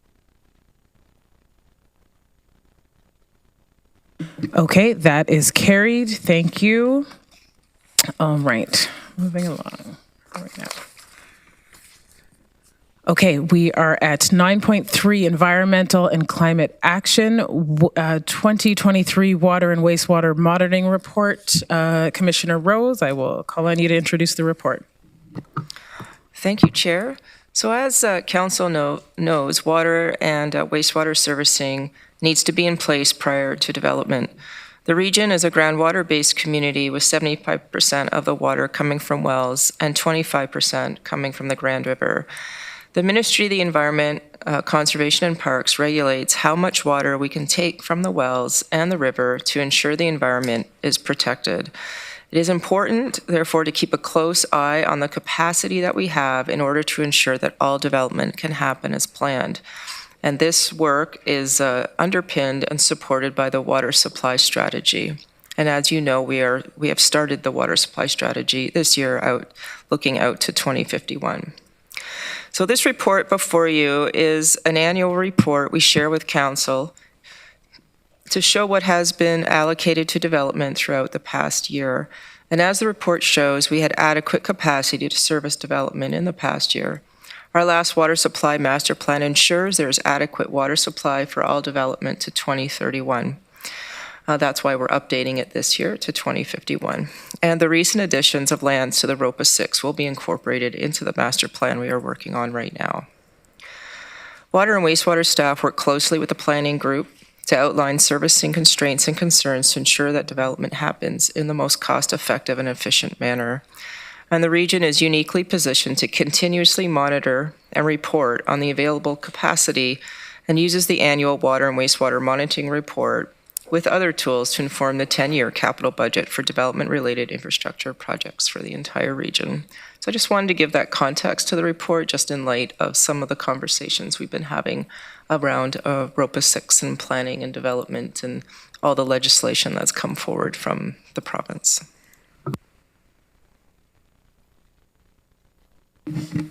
Okay, thank you. Are there any questions? Councillor Liggett? Yes. Is the wastewater master plan and the water supply master plan, they're done separately? Yes, that's correct. So the water supply master plan was last done in 2015, but I'm not seeing, maybe I'm missing it. When is that going to be updated? Through the chair, the water supply master plan, we're calling it the water supply strategy, has started this year, just earlier this year in February, March area timeframe. So when will it be completed so that we get a new plan? Yes, so it should be completed at the end of 2024. Okay, thank you. Councillor Foxton. Thank you, and to you, Chair. Saw your email the other day in regards to water and drought conditions. Have you got any insight as to if we're going to get more rain, or is it going to be dry? I know GRCA actually said that we're in an area where we will have a normal type of summer, but it's not looking that way. And I just got an email right now from the Fort Township Fire Chiefs that it's a fire ban going on and starting today. So this is scary times. Our farmers, they had a bad year last year. And they said if we had a normal year this year, they would be able to sustain their crops. But it's not normal. Any predictions? I'll hold you to. So through the chair to Councillor Foxton, I would love to predict the weather into the future. However, what we do for the water supply master plan is we use a tier 3 model, water model, which looks at our aquifers and how they're replenished. And it actually takes into account drought conditions. And drought is, I forget the name of the group, but drought is described as 5 years, 5 years of little to no rain. So we had a lot of rain last year. This year, it looks like we're not getting a lot of rain yet, but we may in the future. But we do, when we do our modeling, when we do any kind of master planning work, we're always extremely conservative because we want to make sure that we don't run out when we need it. So we'll probably get into more of those technical details as we update council on the water supply strategy. Yeah, absolutely. What happens if we run out? So through the chair to Councillor Foxton, we would have plenty of time to figure that out. So we do the water supply strategy every 5 years for a reason. We're looking at the population numbers that we through places to grow or however the province is telling us these days how we grow, and we will be able to do long-term forecasting through the Tier 3 model on how much groundwater we actually have. Most people have heard of like the big pipe idea going to one of the Great Lakes. That could be on the table, but that wouldn't be, I'm assuming, for another 20 years or so. But however, the Tier 3 model and the water supply strategy will definitely show us if we need that sooner than in 20 years or so. The one thing I want to focus on with the strategy is water conservation. There's a lot of really great technology out there where we can support our residents in water conservation through gray water use or using stormwater to water their gardens. There's all kinds of things we can encourage residents and businesses to do in order to conserve water. And I've happened to be part of a team that was quite good at that, so I have a number of ideas with respect to that. So we're going to do our best to work with our residents and our businesses to make sure that we don't get into that situation. And one follow-up further. Thank you very much. I was on council in the late 1990s, 2000, when we talked about the pipe to the Great Lakes and the huge expense of it. And then we started this program of using groundwater, and look at us now. So that's great. This is 35 years later, and we've been able to sustain ourselves, and bravo to us, and let's hope we can keep it up. Thank you. Hopefully. Okay, Councillor Deutschmann. Thank you, Chair James. Just to follow up on Councillor Foxton, the Farmer's Almanac says precipitation will be below normal this summer. Oh, okay. All right. Is there another question? No, not seeing any. We have a recommendation. I need a mover for that. Okay, I will read it. That the Regional Municipality of Waterloo received the 2023 Water and Wastewater Monitoring Report, summarized in Report EES-WAS 23-006, dated June 6, 2023, as the account of water supply and wastewater treatment capacity as of December 31st, 2022. All right, Councillor Hunick and Councillor Liggett. And your e-scribes will be prompted shortly.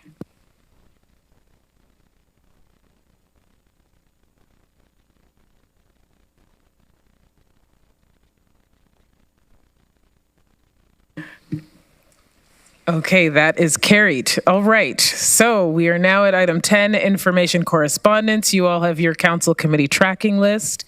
11, is there any other business? Oh, okay, Councillor Verbanovic and Chair Redmond. So Councillor Verbanovic. Yeah, thank you very much. And a question for, I guess, Mr. Getsk with respect to grass cutting in the region. I think like a number of you have been getting many concerns from residents about the state of a number of our regional roads, and I thank Mr. Getsk for the updates that he's been sending out to us. I think it may be good to share that information at the council meeting. I will note that I did drive around on Friday and Saturday, and there were still a number of roads in Waterloo and certainly many in Kitchener that were not done. And the grass, I mean, there was a portion of Westmount Road where, quite frankly, you couldn't see the fire hydrants because the grass was higher than the fire hydrants. which is a concern. In the winter, at least, we have those, those extensions on the fire hydrants, and so you see it quite easily. I'm not sure what's happening with our contractor, but they don't seem to be meeting the, to be honest with you, in my time, I've never seen the problem as extensive as it is this year. I do appreciate, I know that there was a particular street asked to be dealt with, and it was, and appreciate that. But I think there's a broader issue here that we need to come to terms with the contractor. By the time I think when you had originally sent us the original update, Kitchener was only starting its first cut, I think was around May the 21st, and we were already almost done our second cut on city streets by that point, like city streets and city properties. So something seems to be off, and I'm not sure what's happened with our contractor in that regard. Thank you. Mathieu, I know you've and staff have been working on it. Do you want to respond, please? Yes, through you. So yes, we'll continue, and we thank you for the feedback that you've offered. I think we bring it back as well to the contractors to say, we've noticed some areas that haven't been finished or that haven't been completed, and so we can bring that back to our contractors so they can finish that job. Overall, it is, the high grass is a result of the decision that was made to reduce the budget for grass cutting. And I know in the areas where council has brought back some sightline issues, these are things that the staff is looking at to see if we're able to deal with these sightline issues immediately in-house as opposed to with the contractor. And we're also looking at seeing what the cost would be to add some additional cuts depending on the weather. Again, kind of if the weather is favorable to accelerated growth of the grass, to be able to do a little bit more. So we're looking into that, and I would say we take all of your feedback very carefully and bring back to the contractors to adjust as needed. Yeah, I think just on that, I mean, the reality is that April, May, early June, we probably need to go heavier. There's probably times later in the summer where you can actually go less, and try to balance some of it out that way, particularly if we're having a dry summer. But there's sort of certain basic things that the community looks for us to do. To plow the streets, cut the grass, pick up our garbage. Those are the core services that citizens expect, and we really need to make sure that we can tackle those. So I think this is something that probably we'll need to come back in a more detailed report ahead of budget time. Okay, thank you. So I'm actually formally requesting that it does get put on the tracking list. Okay, do you have that? Is there consensus to add this to the tracking list? Okay, thank you. Chair Redmond? Thank you, Chair James. I want to note with some dismay the GO service and the fact that there are constituents who are being left behind because GO buses are full, and the transit service doesn't seem to be meeting with its capacity. And I'm going to suggest that I send a letter on our behalf to the government suggesting that they expand GO service. We look at post-secondary institutions, people returning to jobs, people returning to home and to their families, and it just has become less than reliable. So if I have consensus from council, I will send a letter requesting that GO service be expanded in its capacity to serve our residents. Chair Redmond, can I add in one specific with that? And on weekends, the train? I am happy to add and on weekends. Okay. Councillor Liggett, We're still on the grass, right? You can be. Go right ahead. We're in other business, so you can bring it up Oh, again. okay. I thought we were. Sorry. I just, so if I could just back up a bit, I just want to know, so the increase in the service is still considered within the budget, or are we now cutting into the 200,000 that we removed from the budget? Through the chair, so already, I would say, as costs are increasing in everything, already the response for the reduced number of cuts that we had for the season, the contractors responded above the budget that we had. So we had to make some operational arrangements to already make some adjustments within budget to be able to meet that. So if we go back to so right now we're not contemplating going back to the 12 cuts. That was the budget decision that was made. We're just looking at, and we're just inquiring right now with the contractors on if the weather and if we see that the grass level is too high, how would we trigger an additional cut? And is that something that we can accommodate within the existing budget? Okay, thank you. Okay, any further other business? Okay, seeing none. Next meeting is August 15th, 2023. We will now start a vote to, actually I need a mover and a seconder to adjourn the meeting. Councillor Foxton, Councillor Harris.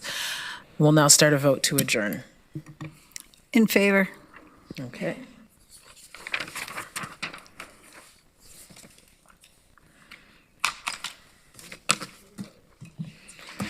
Okay, that is carried. Thank you.